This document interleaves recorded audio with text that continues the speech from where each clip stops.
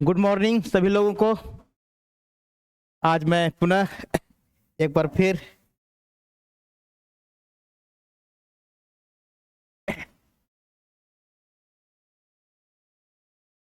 बेट तो और मैंने कहा था नेट जेआरएफ, ये आपका दिसंबर 2024 का जो शायद आपका 1 जनवरी से शुरू हो जाएगा, इसलिए बहुत कम समय बच रहा, मात्र 1 वीक आपके पास समय है। और फिर भी मेन पॉइंट्स मैंने कहा कि तैयारी आपको पहले से करना चाहिए, है ना। क्योंकि मैंने अभी देखिए बेट आया नहीं, लेकिन आपको तैयारी अभी सो बेट तो आना ही आना है, लेकिन थोड़ा सा पहले से अब आएगा, कुछ लोग पढ़ेंगे तब तो संभव नहीं होता है। नेट ये मात्र 1 महीना समय दिया, फिर ही मैंने कोशिश किया कि कुछ कुछ मेन पॉइंट को आपको लाऊं। आज मैं एक नया टॉपिक ले रहा हूं इसके लिए। ये देखिए, एक इंपॉर्टेंट है पेपर 1 का। पेपर 1 जिसमें एक इंपॉर्टेंट टॉपिक है लोग, विकास और पर्यावरण, पीपुल डेवलपमेंट एंड इन्वायरमेंट। इससे क्वेश्चन आता है और इससे लगभग मुझे समझ में आता है कि 5 to 6 क्वेश्चन है। अगर हम 50 प्रश्न में 5 to 6 प्रश्न अगर हम इस क्वेश्चन से पकड़ सकते हैं, आराम से पकड़ा जाएगा, है ना। बाकी भी कुछ कुछ टॉपिक और पहले भी पढ़ाया है, उसको भी आप देखिए। उसमें मैंने आपको पहले पढ़ाया था, शुरू में स्टार्टिंग में बाइनरी पढ़ाया था, हेक्साडेसिमल पढ़ाया था, फिर आपका स्वयं प्रभा पढ़ा था, है ना, वो वाला पढ़िए, स्वयं वाला, संस्था वाला, मुक्स था।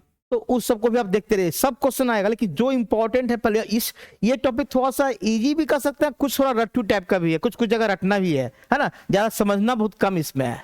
तो फिर भी मैं कोशिश कर रहा हूँ कि आपको एक पूरा एक दिन में क्या तो पूरा इसमें पूरा नहीं हो पाएगा, लेकिन एक वीडियो और बनाना पड़ेगा। ये इसमें देखिए क्या क्या पढ़ना पहले है।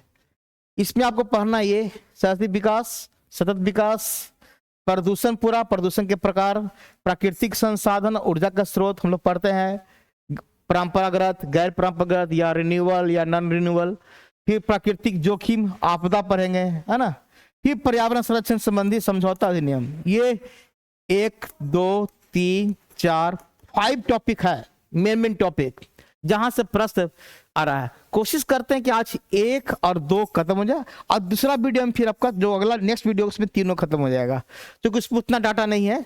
और आप चूंकि ऑलरेडी पहले इसमें थोड़ा सा नया है आपको लगेगा, कुछ कुछ चीज, प्रदूषण भी सबका पढ़ाई रहता है, थोड़ा सा इसमें कुछ नया वर्ड को यूज किए हैं, वो आप जो परीक्षा में आता है बार बार, तो उसी हिसाब से पहले चलेंगे। तो पहला हम चलते हैं शारीरिक विकास और सतत विकास क्या है, इसका क्या लक्ष्य, इससे क्वेश्चन कैसे आता है ना। क्वेश्चन पे सीधे चलते हैं। मैंने आपके थ्योरी के साथ क्वेश्चन तो बाद में ऑब्जेक्टिव देंगे आपको हम। ये देखिए, ये पूरे देश के सभी देशों ने मिलकर एक मैप, रोड मैप तैयार किया है। क्या वो डेवलपमेंट कंट्री हो या डेवलप कंट्री, यानी कि विकासशील या विकासशील देश, जो भी डेवलपिंग कंट्री है या डेवलप कंट्री है, उन लोगों ने मिलकर ही बनाया था, है ना। मिलेनियम डेवलपमेंट गोल, शॉर्ट में बोलते हैं MDGs, है ना, MDGs। ये जनरली इसको 2000 में लाया गया था।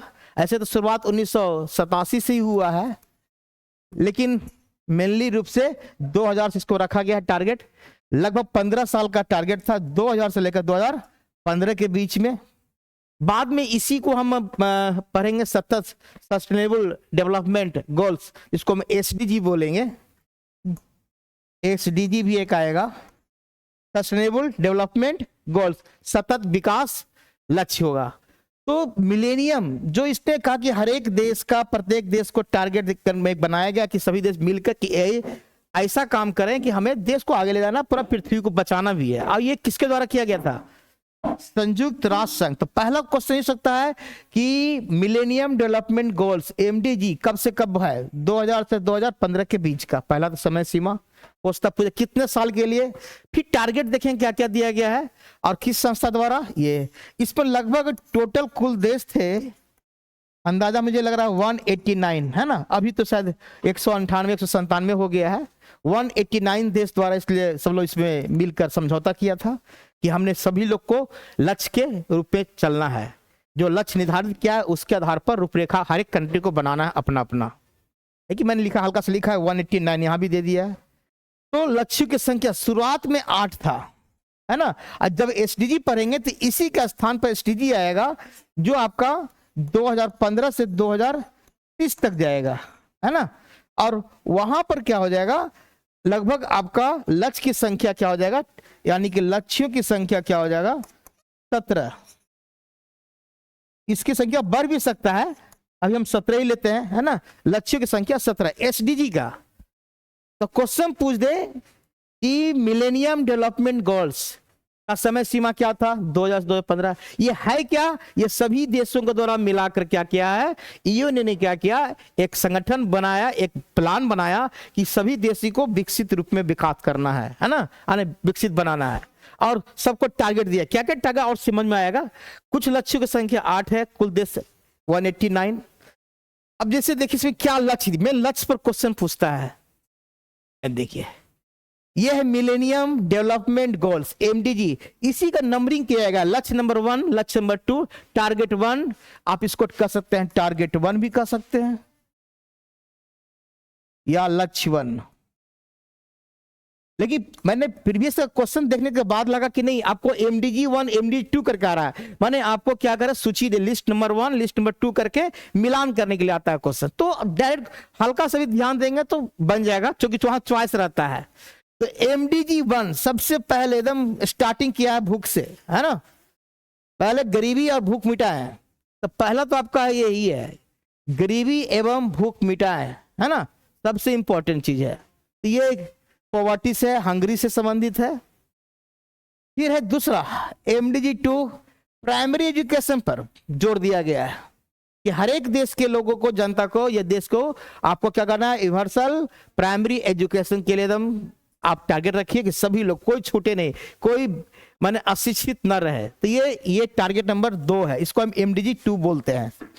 एमडीजी 3 लैंगिक समानता, ये भी बहुत है, जेंडर इक्वलिटी, है ना, सभी को एक समान देखना, मेल या फीमेल दोनों हो, है ना, जेंडर इक्वलिटी, और महिलाओं को सशक्त, ये इंपॉर्टेंट है, कि महिलाओं पर ज्यादा ध्यान देना है, क्योंकि जानिए रहे कि मैक्सिमम देशों के महिलाएं अधिकतर क्या होती हैं, कम शिक्षित होती हैं। तो कहता कि नहीं, महिलाओं को भी शिक्षित बनाए, आत्मनिर्भर बनाए, उन्हें भी अपने समाज की मुख्य धारा से जोड़े। फिर है एमडीजी 4 बाल मृत्यु दर को कम करना, ये इंपॉर्टेंट है। हम लोग जानते हैं भ्रूण हत्या कम, जैसी बच्चा जन्म लेता है तो कुछ की बीमारी पकड़ लेता है, जिसके कारण क्या होता है उनकी, और इसका कई कारण है, केवल बीमारी से ही नहीं है, कभी कभी गरीबी एक कारण बन जाता है बहुत लोगों का, है ना, भूख भी एक कारण, जैसे पहले भूख बीमारी उससे भी कारण हो सकता है, लेकिन बीमारी मेन कारण है। तो ये करा उसको कम करना, कि कैसे हम बच्चे को मृत्यु दर को कम करें, यानी कि मरने की संख्या। एमडीजी 5 मातृ स्वास्थ्य में सुधार, ये इंपॉर्टेंट है, मैटरनल हेल्थ, यानी कि माता जी का स्वास्थ्य, यानी माता जी का स्वास्थ्य मतलब कि जब माँ बच्चे को जन्म देती है, उस समय बहुत लोग बच्चे को जन्म देने के बाद ही माँ का देहांत हो जाता है, ये भी एक बड़ा समस्या हमारा स्वास्थ्य का क्षेत्र में। तो उसमें सुधार करना, यानी हेल्थ पर, मेनली हेल्थ पर, स्पेशली मैटरनल, है ना, यानी माँ का हेल्थ पर, क्योंकि माँ ही जननी है, माँ के बिना हम लोग रह ही नहीं सकते, है ना। तो माँ, तो अगर इस पृथ्वी पर महिलाएं समाप्त हो जाए तो शायद आगे जनरेशन नहीं चलेगा। तो ये एक बहुत बड़ा इंपॉर्टेंट चीज है कि माँ की स्वास्थ्य पर तो बहुत ध्यान देना चाहिए सरकार को, और शायद इसी कारण हमारा ईयूएन ने ये सब टारगेट बनाया है कि ये सब करने के बाद हम एक अच्छा समाज, एक अच्छा देश, एक विकसित देश हम बन सकते हैं, जो विकासशील अभी हैं, और विकसित हैं तो और विकसित हो, जो विकसित वाले हैं और उन अपने को डेवलप करें, ऐसा नहीं कि आगे न बढ़े। तो पहला है 1, इसी को थोड़ा याद रखना, कुछ कुछ समय जैसे आप याद कर सकते हैं, गरीबी एवं भुखमरी, प्राइमरी एजुकेशन, जेंडर इक्वलिटी या महिलाओं का सशक्त बनाना, और चाइल्ड डेथ रेट कहिए इसको जो भी, और ये मैटरनल स्वास्थ्य हेल्थ, यानी कि मातृ स्वास्थ्य, ये 5, 3 और होगा, 8 इसका टोटल है। 6 HIV एड्स, जानिए रहे, मलेरिया, ये बीमारी एड्स का मलेरिया यानी कि बीमारी से संबंधित, है ना, जो बड़ी बड़ी जिसका अभी इलाज पूरा रूप से नहीं मिल पाया है, तो उसको मुकाबला करना, कैसे उसका इलाज खोजना और कोशिश किया जाए भाई एड्स हो ही ना पहले, है ना। तो MDG-6, अब तो कुछ कुछ मलेरिया का आ ही गया, अभी कैंसर का देखिए चल रहा है, कैंसर का टीका को आने लगा, लेकिन फिर भी अभी कहा जाता है कि ये इलाज इसका भी संभव नहीं है पूर्ण रूप से। तो MDG-4 में HIV एड्स, मलेरिया और अन्य बीमारी, इसमें कैंसर भी डाल देते हैं आपके लिए, है ना। अन्य बीमारी जो खतरनाक बीमारी है, कैंसर है, प्लेग है, टीबी है ना, ये सब देखते हैं। कभी कभी आपको सुने होंगे कि माइक्रोसॉफ्ट के चेयरमैन ने क्या किया, बिल गेट्स ने क्या किया, एड्स पर चला रहे हैं कार्यक्रम, वो फंडिंग करते हैं किसी किसी जहां पर एड्स ज्यादा बीमारी होती है, तो वहां फंडिंग किया जाता है ताकि वहां के लोगों को शिक्षित करे और उसको फिर उसको बचाव के लिए उपाय भी किया जाता है।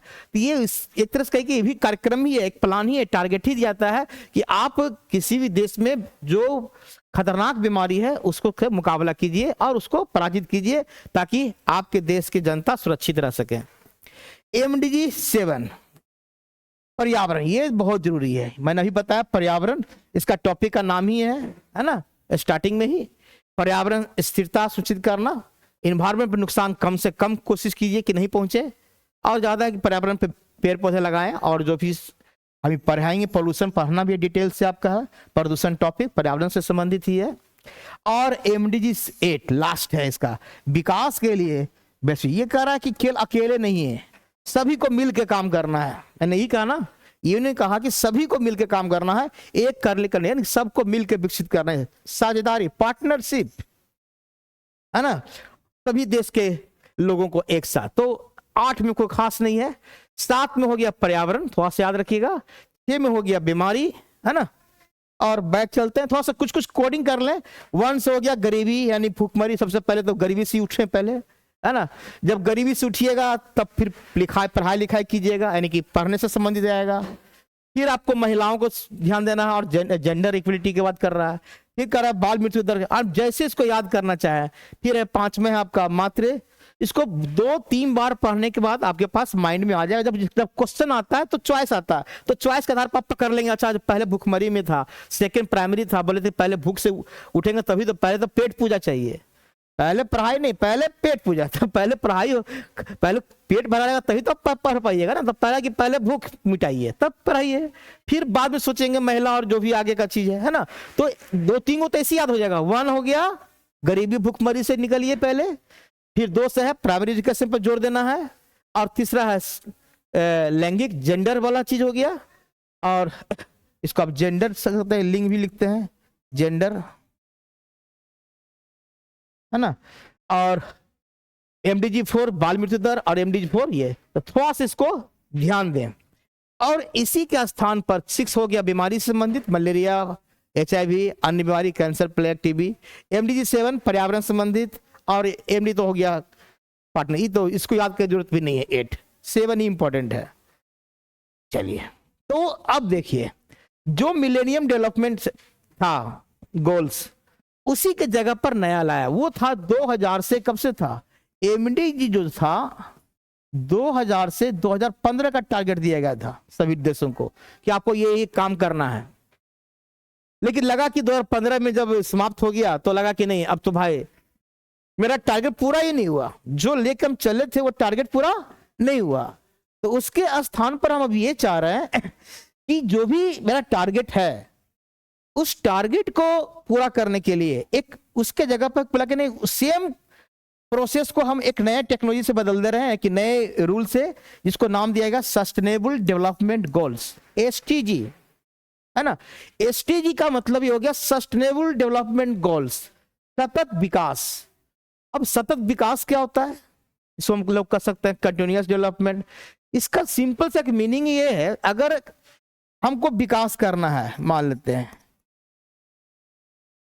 इसमें यही कहा जाता है कि जो आने वाली पीढ़ी है अगर उसको हम छेड़छाड़ ना करें और उसको रिजल्ट, जैसे जैसे हम बता रहे हैं, अगर हम कोई उद्योग लगा रहे हैं या नगरीकरण कर रहे हैं,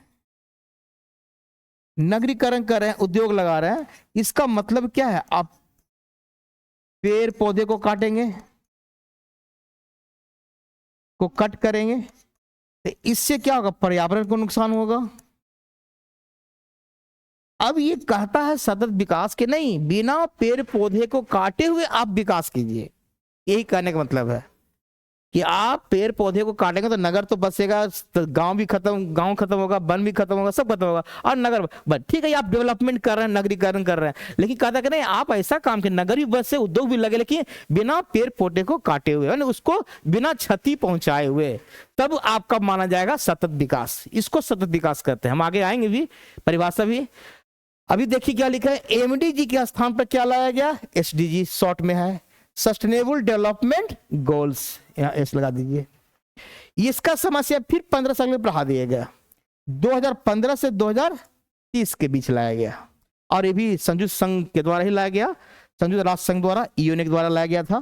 तो इसमें एक ध्यान देना ही है कि सतत विकास का मतलब ये हुआ कि आप जो कह रहे हैं कि अगले पीढ़ी जो आएंगे उसको बिना हानि पहुंचाए हुए आप विकास करें। जैसे मैंने एग्जाम्पल भी दिया आपका कि बिना पेड़ पौधे को काटे हुए, इसमें देखिए इसका परिभाषा भी दिया है, वो मैं बता रहा हूं। अच्छा, पिलर पिलर है ये, तो आपका एसडीजी का 3 है, इन्वायरमेंटल, सोशल और इकोनॉमिक, याद रखिए लीजिएगा, है ना, 3 पिलर है।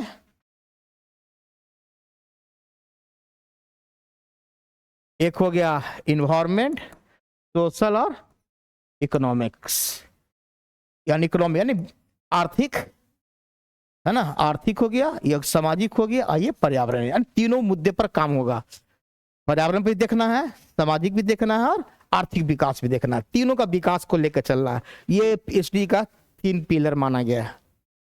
देखिए मैंने जो आपका जो बेसिक इसका परिभाषा है सतत विकास का, वह विकास जो भावी पीढ़ियों की आवश्यकताओं को पूर्ति करने के लिए की क्षमताओं से समझौता किए बिना, है ना, किए बिना वर्तमान पीढ़ी की आवश्यकताओं के पर, जो वर्तमान में हम लोग जो भी हैं उसकी जो माने आवश्यकता है, जैसे नगरीकरण, उद्योग लगाना, टेक्नोलॉजी का विकास हो रहा है, उसको हम पूरा करें, लेकिन हम आगे वाला चीज को नहीं छोड़ें। ये नहीं कि हम पूरा जनरेशन को, अगला जो मेरा पीढ़ी जो काम करने वाला है उसको क्षमता का नहीं, यानी जस्ट एग्जाम्पल मैंने दिया है, फिर से पढ़ाया है, भावी पीढ़ी और आवश्यकताओं को ध्यान रखते हुए प्राकृतिक संसाधनों का वर्तमान में इस प्रकार प्रयोग करना सिखाता है जिससे आर्थिक एवं मानव विकास का, पर्यावरण सुरक्षा के बीच संतुलन बना रहे, यानी दोनों बैलेंस ही होना चाहिए। हम ज्यादा अगर वन काट देंगे तो क्या होगा? अनबैलेंस हो जाएंगे। कहता ना 33% वन चाहिए, याद रखिएगा, क्वेश्चन आता है। इन्वायरमेंटल बैलेंस के लिए पृथ्वी पर कितना होना चाहिए? वन होना चाहिए 33%। 33% वन नहीं होगा तो हमारा पर्यावरणिक असंतुलन हो जाएगा, है ना। तो ये वन के लिए इंपॉर्टेंट है। तो वन से ज्यादा पर्यावरण से, इसमें खाली वन ही नहीं, मतलब कोई भी चीज लिख रहे हैं कि उतना भी टेक्नोलॉजी को डेवलप ना कर लें ताकि हमारे पर्यावरण पर दुष्प्रभाव पड़े। तो दुष्प्रभाव को बचाना भी है और उसको उतना माने आपको ध्यान में रख कर चलना, लेकिन जो वर्तमान पीढ़ी है उसको विकास को भी आगे मुख्य धारा से जोड़ना भी है। तो सतत विकास का मतलब ये है। अब सतत विकास से मैंने बताया एमडीजी के जगह पर ही क्या आया? एसडीजी लक्ष्य, है ना। इसमें 17 लक्ष्य रखा गया है। टोटल कितना है? 17। वो भी देख ले,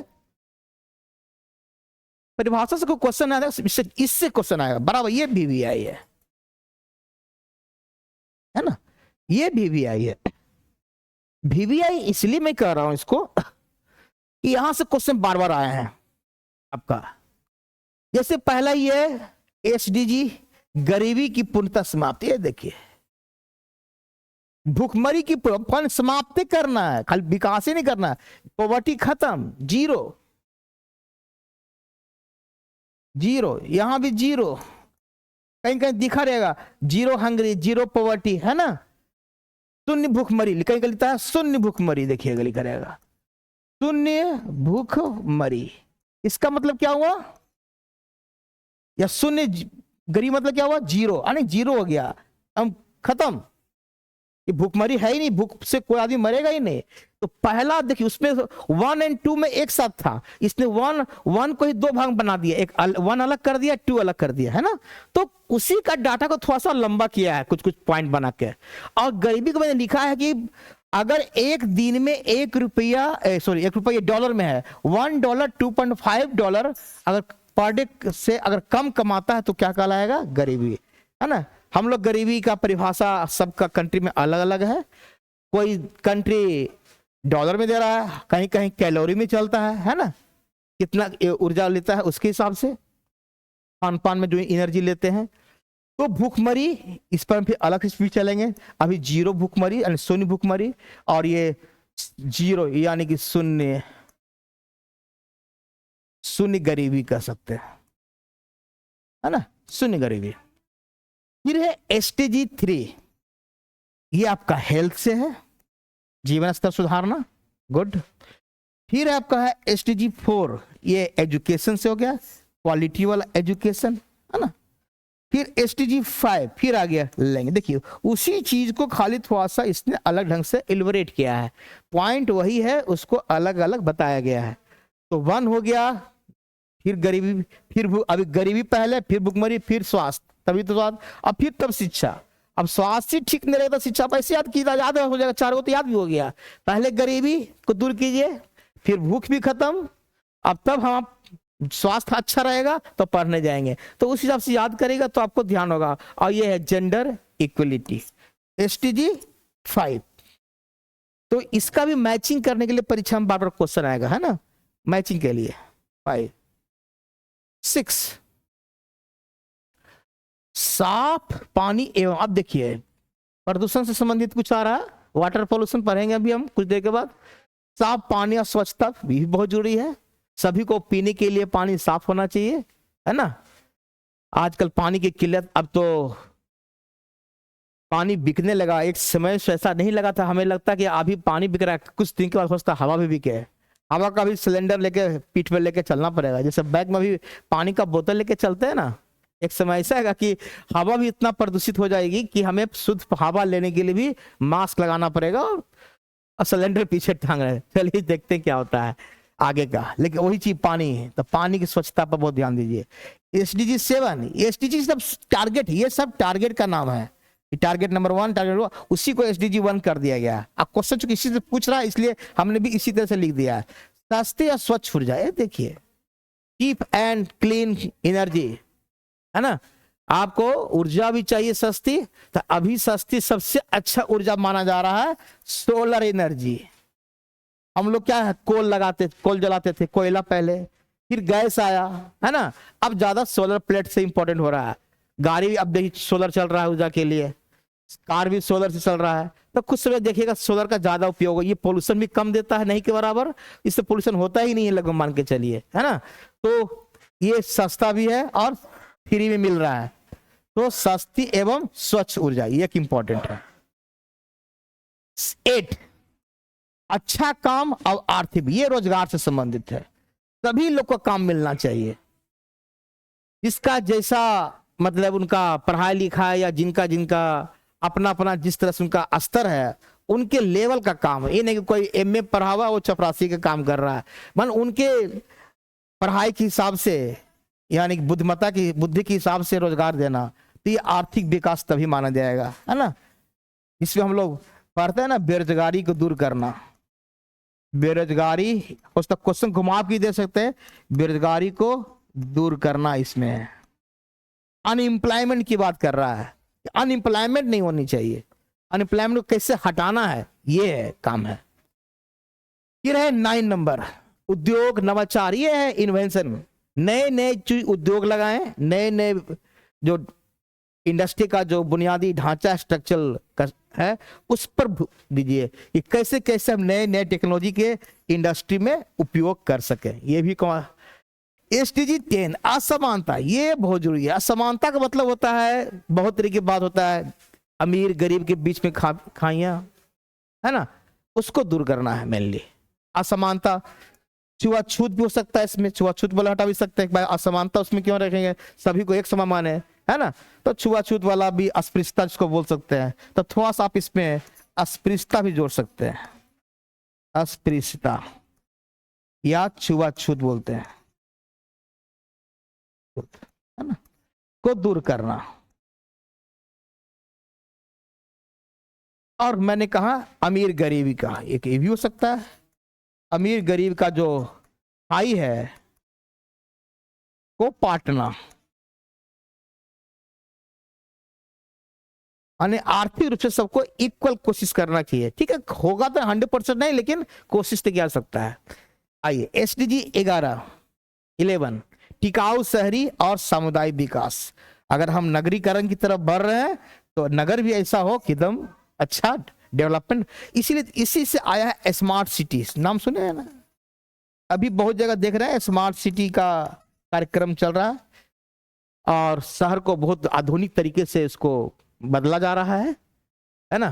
तो सभी शहरों का स्मार्ट सिटी आप इस SDG 11 के तहत चले। तो ये था 17 को होगा, अभी 11 है। 12 नंबर बस थोड़ा सा एक बार ध्यान देना, 2-3 बार रिपीट करना पड़ेगा, एक दिन में तो तुरंत याद नहीं होगा। जिम्मेदारी के साथ उपभोग उत्पादन, उत्पादन भी करना और उपभोग भी करना, जिम्मेदारी के साथ, रेस्पॉन्सिबिलिटी के साथ, है ना। चाहे वो किसान हो, चाहे वो इंडस्ट्रियलिस्ट हो, या जो भी हो, है ना। उनको किसान उत्पादन करते हैं कृषि उत्पाद, और इंडस्ट्री तो आपका संसाधन का उत्पादन करते ही है, फैक्ट है। लेकिन जिम्मेदारी के साथ, ये नहीं कि धोखाधड़ी करके या छल करके, है आजकल छल करके ही बहुत लोग आगे बढ़ रहे हैं, वो नहीं। SDG 13 अभी आपका इनका टाटा का एग्जाम्पल ले सकते हैं, है ना। अभी टाटा के निदेशक जो डेथ किए, कितना बड़े, बहुत कल्याणकारी काम करते थे वो, है ना। भारत की जनता के लिए बहुत सेवा भी किया उसने, बहुत डोनेशन, दान बहुत किया उसने। ये होना कि कमाइए ठीक है, तो दान भी उतना ही कीजिए। SDG 13 जलवायु परिवर्तन, ये तो आप पर्यावरण से संबंधित आ गया, है ना, इन्वायरमेंट से संबंधित। जलवायु में जो परिवर्तन हो रहा है उसके अनुसार आपको विकास करना है कि किस जलवायु में क्या है उसको आपको देखना पड़ेगा, और किस जलवायु परिवर्तन में क्या हो रहा है, कोई हानिकारक है तो उसको कैसे कंट्रोल करना, इसको हानिकारक को कंट्रोल करना, एक पॉजिटिव हो सकता है और नेगेटिव होता है, कंट्रोल करना, नियंत्रण, है ना। तो ये स्पेशली तो उतना अगर डीपली नहीं, खाली आपको बेसिक चाहिए क्या क्या पॉइंट है ये, बाकी हम पोल्यूशन में पढ़ेंगे, बाबा कर रहे हैं पोल्यूशन टॉपिक इसके बाद ही है। SDG 14 पानी में जीवन, ये है समुद्री संसाधन। पानी मतलब पानी तो पृथ्वी पर तेरी पे, पानी में जीव मतलब समुद्री जीव या नदी के जीव, है ना। तो समुद्री संसाधन का संरक्षण, आज क्या है कि समुद्री जीव में जहाज से तेल गिर जा रहा है या कचरा जा रहा है शहर का पूरा, तो क्या हो रहा है, नदी से समुद्र में आता है, सब ये जल प्रदूषण के कारण पूरा जीव मर रहे हैं, है ना। बहेंगे इसमें डीजल ऑक्सीजन की कमी हो जा रही है ना, घुलनशील ऑक्सीजन के, जिसके कारण क्या हो रहा है, पूरा जल जीव मर रहे हैं। ये तो जल वाला हो गया। भूमि पर जीवन, भूमि पर जीवन भी अच्छा होना चाहिए। लैंड पर जो हम लोग हैं टेरिटोरियल, जिसको बोलते हैं स्थलीय जीवन कर सकते हैं, जो हम लोग हैं, हम लोग जन्म में नहीं है ना। 16 शांति और न्याय के लिए संस्थान, ये इंपॉर्टेंट है। सभी व्यक्ति को न्याय मिलना चाहिए, चाहे वो गरीब हो चाहे अमीर हो, और सबको समान न्याय, ये हमारा भाई इतना इंपॉर्टेंट। शांति सभी को चाहिए, है ना। ये नहीं कि एक कंट्री दूसरे कंट्री पर परमाणु बम से अटैक कर रहा है, अभी चल रहा है रसिया और यूक्रेन का कहानी, देखिए कहाँ EU ने अभी बैठा हुआ है। EU ने कभी करना चाहिए भाई, ये क्या मानव जीवन के लिए कितने लोग मर रहे हैं, कहाँ किस मारने का किसी ने परमिशन दे दिया, पता नहीं क्या इस पर भी EU ने क्यों चुप है। उनको लेना चाहिए कदम, या और देशों को भी लेना चाहिए, क्योंकि शांति ही एक रास्ता है। कहते हम लोग का ना वसुधैव कुटुंबकम, है ना। जब पूरे विश्व को ही आप परिवार मानते हैं तो फिर लड़ाई क्यों, वार क्यों। अब आजकल आज का जो वार होता है बहुत केमिकल वार हो रहा है, एटॉमिक वार हो रहा है ना, मिसाइल वार है, तो ये इससे ज्यादा हानिकारक है। चलिए, तो शांति और न्याय के लिए 16 और 17 लक्ष्य प्राप्ति में ये लास्ट में वार्ड है सामूहिक, सभी को मिलकर काम करना, अकेले नहीं, है ना। नहीं तो मालूम पड़ा कि अगर हम थोड़ा सा, एक देश अमेरिका है या कोई देश है जो खुद क्लोरोफ्लोरोकार्बन बढ़ता है, अब वहाँ ओजोन लेयर डिप्लेशन हो रहा है, यानी कि ओजोन लेयर में छिद्र हो रहा है। और एक देश को तो इसको नहीं, उसको भी लगना कि नहीं हम भी उसमें सर्च करें कि हम छिद्र को रोक के हम क्लोरोफ्लोरोकार्बन का प्रयोग को बहुत कम कर दे, ताकि हमारा छिद्र ही, अगर ओजोन लेयर में छिद्र हो जाएगा तो पृथ्वी को बचाना मुश्किल हो जाएगा, है ना, अल्ट्रा कुछ पढ़ेंगे, अल्ट्रा वायलेट रे आ जाएगी और हमारा त्वचा कैंसर और अन्य जल जीवन में पेड़ पौधे भी नष्ट हो जाएंगे। तो ये था एसडीजी का 17 गो टारगेट। फिर से हम एक बार रिपीट करते हैं इसको, है ना। इसके बाद हम देखते हैं फिर ये क्वेश्चन आता है, पहला गरीबी, भूखमरी, स्वास्थ्य, शिक्षा, लैंगिक समानता, पांचवा साफ पानी, सस्ती और स्वच्छ जिला, सॉरी अच्छा काम, सॉरी उद्योग नवाचार, ये है 10 में असमानता में कमी, एसडीजी 11 टिकाऊ शहरी और सामुदायिक विकास, जिम्मेदारी से उपभोग, जलवायु परिवर्तन, पानी में जीवन, भूमि पर जीवन, स्थलीय जीवन इसको कह सकते हैं, आइए वाटर में, पानी में समुद्रीय होना चाहिए, है ना, और शांति और न्याय के लिए संस्थान, और लक्ष्य प्राप्ति में सामूहिक सभी लोगों का योगदान। तो ये 17 पॉइंट है एसडीजी का। एसडीजी में थोड़ा सा देखिए, मैंने ये आपको इंटरनेट से लिया है, आप इंटरनेट पे भी जाएंगे तो डाटा बहुत दिया हुआ है ना। सस्टेनेबल डेवलपमेंट गोल्स बोलते हैं इसको।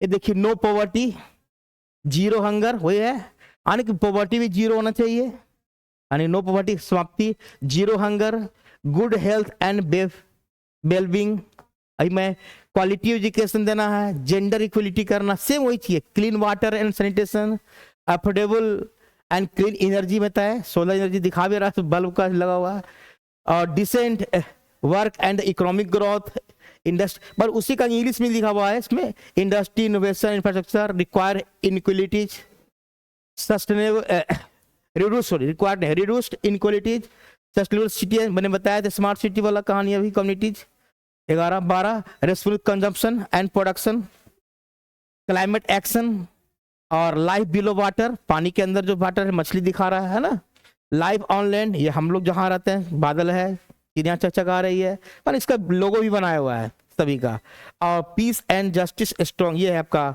शांति का, कबूतर का, है ना, तो ये लोगो, और ये है सभी देशों का रिंग वाला, कई देशों का जो रिंग बनाया गया है कि सभी लोग को मिलकर चलना है, पार्टनरशिप फॉर द गोल्स।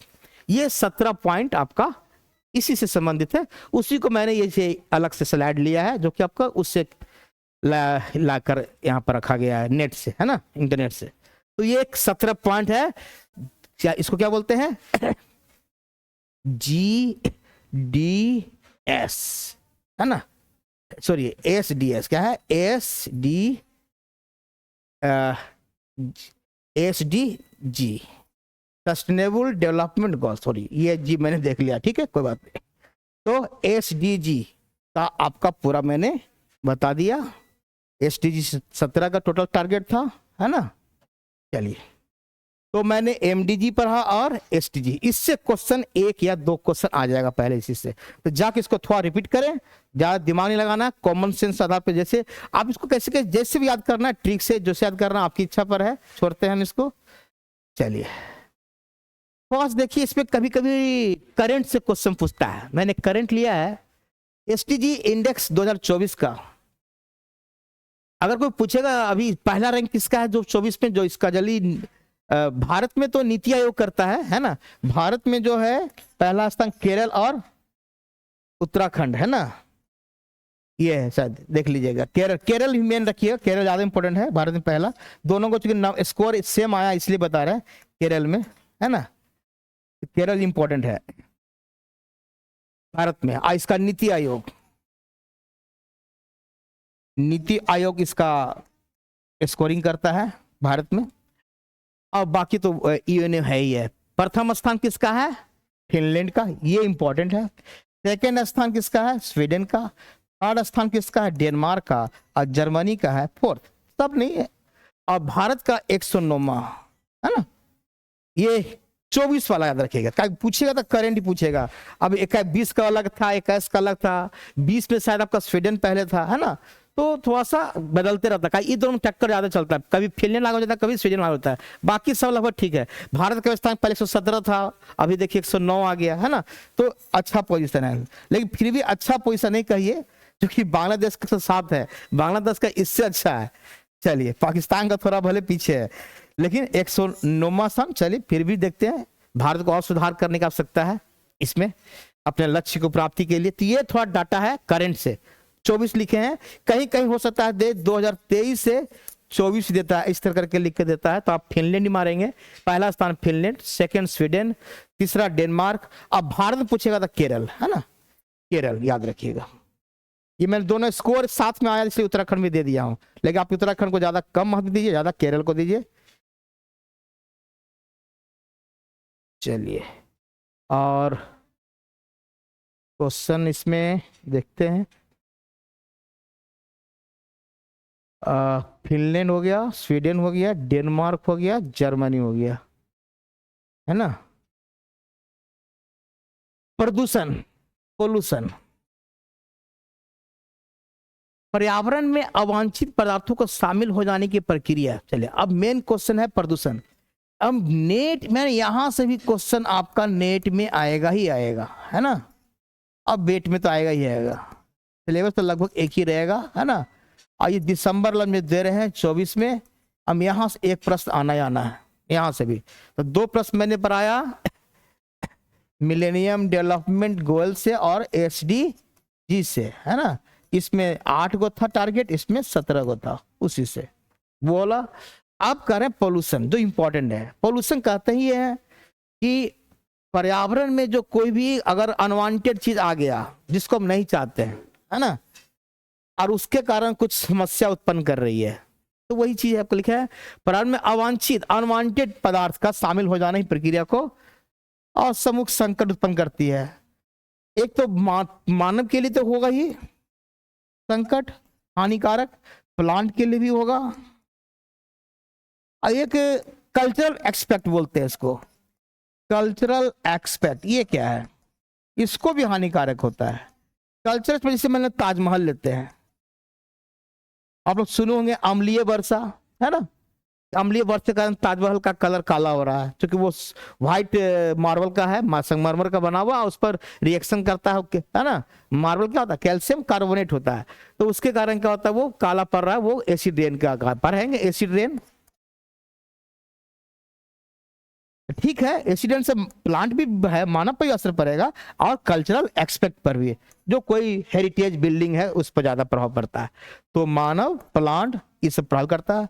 तो कोई भी चीज अगर वातावरण में ऐसा चीज पा जाता है जिससे कुछ हानिकारक चीज आपके सामने आ जाता है, तो वो क्या कहलाएगा, पोल्यूशन। पोल्यूटेंट वर्ड जो है, प्रदूषित इसको बोलते हैं, जिसके कारण प्रदूषण फैलता है। कारण बताता है किसके कारण। अगर हम कहें H2SO4 के कारण खुलता है तो एक पोल्यूटेंट हो जाएगा। अगर हम कहें CO2 के कारण कुछ होता है या SCO के कारण होता है ना, तो क्या होता है, ये पोल्यूटेंट का है। फिर पोल्यूटेंट के कई प्रकार है, तो पोल्यूटेंट वो जिसके कारण प्रदूषण फैलता है, एक इंपॉर्टेंट है। चलिए देखिए वर्गीकरण किया गया, मैंने पूरा आपका देने की कोशिश किया हूं। प्रदूषक का वर्गीकरण, classification of pollutants on the basis of natural disposal of substances. Disposal पर दिए हैं। डिस्पोजल का मतलब होता है कि एक गलना, है ना, एक गल जाता है, एक नहीं गलना। जैसे कहता है ना, अभी सुनोगे पॉलिथीन पर रोक लगाया गया था सब जगह, फिर भी पॉलिथीन बिकी रहा है, दुकानदार दे ही देते हैं। तो पॉलिथीन चूंकि नहीं गलता है, वो प्रदूषण को ज्यादा खतरनाक करता है ना। उसको जलाइएगा तो उससे भी खतरनाक चीज निकलता है ना। फिर पानी में भी जाएगा तो सड़ेगा, तो वही सड़ता ही नहीं, गलता ही नहीं है, तो नॉन डिग्रेडेबल है। तो उसके आधार पर आज जैसे पेपर है, तो पेपर है ठोंगा जिसको कहते हैं, पेपर का कोई चीज बना हुआ चीज। आजकल आप जाते हैं मॉल में सामान खरीदते हैं, तो आप कल प्लास्टिक का जगह धीरे धीरे कम कर रहा है, वो सरकार की तरफ से ही ट्राई किया हुआ है। तो उसके आधार पर कह रहे हैं जो डिस्पोजल होता है वो अलग है और जो डिस्पोजल नहीं होता है वो अलग है मटेरियल। अनपोल्यूटेंट में पहला लिखा है बायोडिग्रेडेबल, जो आपका जैव निम्नीकृत प्रदूषक, यानी कि जो आपका डिग्रेडेबल है, डिकम्पोज हो जाता है, मिट्टी मिल जाता है, जैसे कागज, सब्जी, फल का छिलका या लकड़ी, जो सामान चीज हम लोग खाते पीते हैं वो जाकर बताएंगे। इसमें कागज का आ गया, सब्जी का भी बेस्ट मटेरियल है, फल का बेस्ट, हम लोग केला खाए, सेब खाए, आलू छिले, सबका छिलते का रखते हैं ना। अब वो क्या है, बेस्ट मटेरियल सीवेज के टाइप का काम है, वो सेज मिट्टी क्या है, मिट्टी में मिल जाता है, चलो वो तो कम से कम काम हो जाता है। अब एक होता है कि नहीं, जो चीज हम यूज कर रहे हैं अपने लाइफ में, अब वो वेस्ट मटेरियल डिकम्पोज ही नहीं होगा।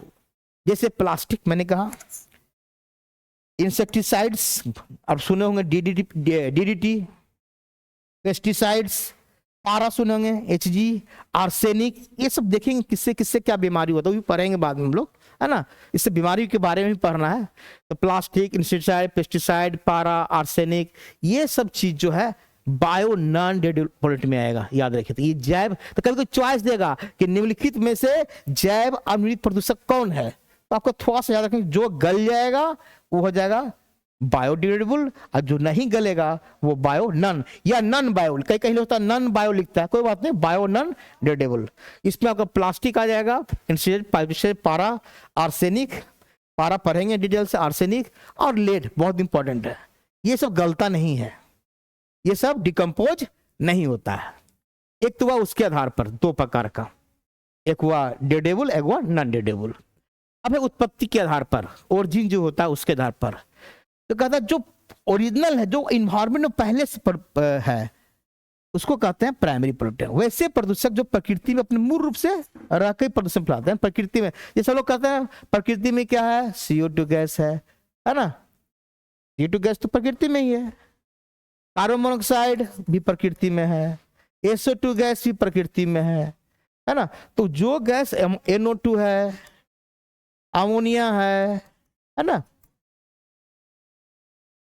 ये है मीथेन है, तो ये सभी जो गैस है, जितना भी आपका प्राइमरी पोल्यूटेंट है, वैसे प्रदूषक जो प्रकृति में अपने मूल रूप में रह के ही प्रदूषण फैलाते हैं, वो क्या कहेगा, प्लास्टिक। इसमें आपका प्लास्टिक आ गया, प्लास्टिक तो ऑलरेडी बना हुआ है, कार्बन डाइऑक्साइड हो गया, कार्बन मोनोऑक्साइड हो गया, SO2 हो गया, NO2 हो गया, ये सब हो गया प्राइमरी पोल्यूटेंट। अब है कि कई प्राइमरी दो को मिलकर बनाएंगे सेकेंडरी, यानी प्राइमरी मिलकर दो को मिलकर क्या बनेंगे, सेकेंडरी।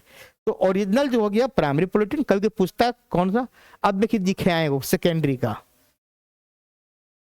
जो प्राथमिक प्रदूषकों की आपसी अंतर क्रिया से निर्मित होते हैं, है ना। ये SO2 है, SO2 प्लस H2O क्या बन गया, H2SO4, ये सल्फ्यूरिक एसिड, और है ना, ये नाइट्रिक एसिड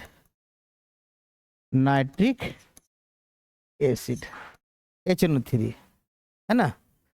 तो SO2 ये हो गया, ये वाटर है, ये हो गया प्राइमरी, ये क्या हो गया, सेकेंडरी, है ना। माने उसका निर्माण होता है मिलके, NO2 मिला, वाटर मिल गया, क्या हो गया, HNO3 नेट। कहने का मतलब ये हुआ कि जिससे निर्माण हो जाए कुछ नया चीज। जैसे एक और लिया, ये अच्छा VVI, सबसे VVI क्वेश्चन ये पूछता है, नाइट्रोजन के ऑक्साइड, मान लेते हैं कि हम यहाँ NO2 लेते हैं, है ना, और हाइड्रोकार्बन कुछ भी माने CO ले लिए, और ये बन गया आपका पैन प्लस O3। हाइड्रोकार्बन कुछ भी हो सकता है ना, CO हो सकता है, और भी H वाला भी हो सकता है। तो NO2 या कुछ मिलाकर, यानी कि यहाँ पर एक हमेशा नाइट्रोजन ऑक्साइड, कोई भी हाइड्रोकार्बन रहेगा, उससे क्या बनता है, पैन, और क्या निकलता है गैस, ओजोन। ये ओजोन होता है, ये है ओजोन। ओजोन क्या है कि पृथ्वी पर बहुत हानिकारक है, जबकि हमारा ओजोन लेयर जो है समताप मंडल में, वहां आपका क्या होता है, ओजोन छतरी का काम करता है, यानी अल्ट्रावायलेट रे को रोकता है। तो पैन, ये पूछता है पैन, ये सनलाइट और या EV लाइट, है ना। पैन का फुल फॉर्म पूछता है, पेरोक्सी एसिटाइल नाइट्रेट, पैन का फुल फॉर्म। पैन को ही कहा जाता है फोटोकेमिकल स्मॉग, है ना, फोटोकेमिकल स्मॉग, ये प्रकाश रासायनिक धुंधा या धुहरा जो बोलते हैं, स्मॉग धुआं, है ना। तो कोहरा, तो NO नाइट्रोजन का ऑक्साइड प्लस हाइड्रोकार्बन या CO भी ले सकते हैं, और इसको मिलाएंगे सनलाइट से, तो क्या होगा, पैन और O3 बनता है। ये ध्यान रखिएगा। तो ये क्वेश्चन, तो प्राइमरी में क्या हो गया, पहला जो इन्वायरमेंट में है, सेकेंडरी में है कि उससे कई मिलकर बनता है, जब से H2SO4 तो पूछेगा पैन क्या है, पैन क्या है, सेकेंडरी पोल्यूटेंट है, पैन क्या है, सेकेंडरी पोल्यूटेंट है, सेकेंडरी पोल्यूटेंट है ना। तो पैन का फुल फॉर्म याद रखिएगा, पैरोक्सी एसिटाइल नाइट्रेट। फोटोकेमिकल स्मोक तो इसका नाम दिया गया है, लेकिन पैन का। और ओजोन, सबसे इंपॉर्टेंट, ओजोन भी निकलता है इससे। ये रिएक्शन थोड़ा काम देगा आगे। नेक्स्ट चले, ये था पॉल्यूटेंट के बारे में। अब हम चलते हैं, लीजिए नेक्स्ट। तो प्राइमरी हो गया, सेकेंडरी हो गया, तो चॉइस रहेगा सेकेंड ही। ये टाइप्स ऑफ पॉल्यूशन है ना, ये इंपॉर्टेंट है। पॉल्यूशन के प्रकार सब लोग जानते हैं, ये आप बहुत इस क्लास से शायद चालू हो जाता है। तो वायु प्रदूषण, एयर पोल्यूशन, हवा में अगर कुछ होता है तो, अगर पानी में कुछ मिल जाता है तो उसके कारण। मृदा पोल्यूशन, सॉइल पोल्यूशन, ध्वनि प्रदूषण, नॉइज। कभी कभी ध्वनि को साउंड नहीं बोलना, कभी बोलते हैं साउंड पोल्यूशन, ये गलत बोलना होता है। साउंड जो है पॉजिटिव वर्ड है, ये बोलना थोड़ा उचित नहीं लगता है, इसलिए साउंड को बोलना उचित अच्छा है, नॉइज पोल्यूशन बोलिए, ठीक है। फिर है रेडियो सक्रिय प्रदूषण, रेडियो एक्टिव टैप्टर है ना, रेडियो एक्टिव टैप्टर से संबंधित। तो ये इंपॉर्टेंट, हम कितना 5 गो है ना, देखिए 1 2 3 4 5, ज्यादा लिखना नहीं है, बस सुनिए और बाकी हम आपको पीडीएफ चला जाएगा, बाद में वीडियो भी रहेगा, एक बार नोट कर सकते, सब डाटा हम दे ही दिए आपको। चलिए एयर पोल्यूशन चलते हैं पहले, इसमें ज्यादा समझाना कम है, खाली कुछ कुछ वर्ड को जहां ध्यान रहेगा। अब एयर कहाँ, मैंने हवा में आपको प्रदूषित करना, हवा का प्रदूषित कर रहा है जनरली आपका गैस, जैसे उद्योग से जो भी निकलेगा, SO2 गैस निकलता है, NO2 निकलता है, सब तो मैक्सिमम तो उद्योग तो मेन है।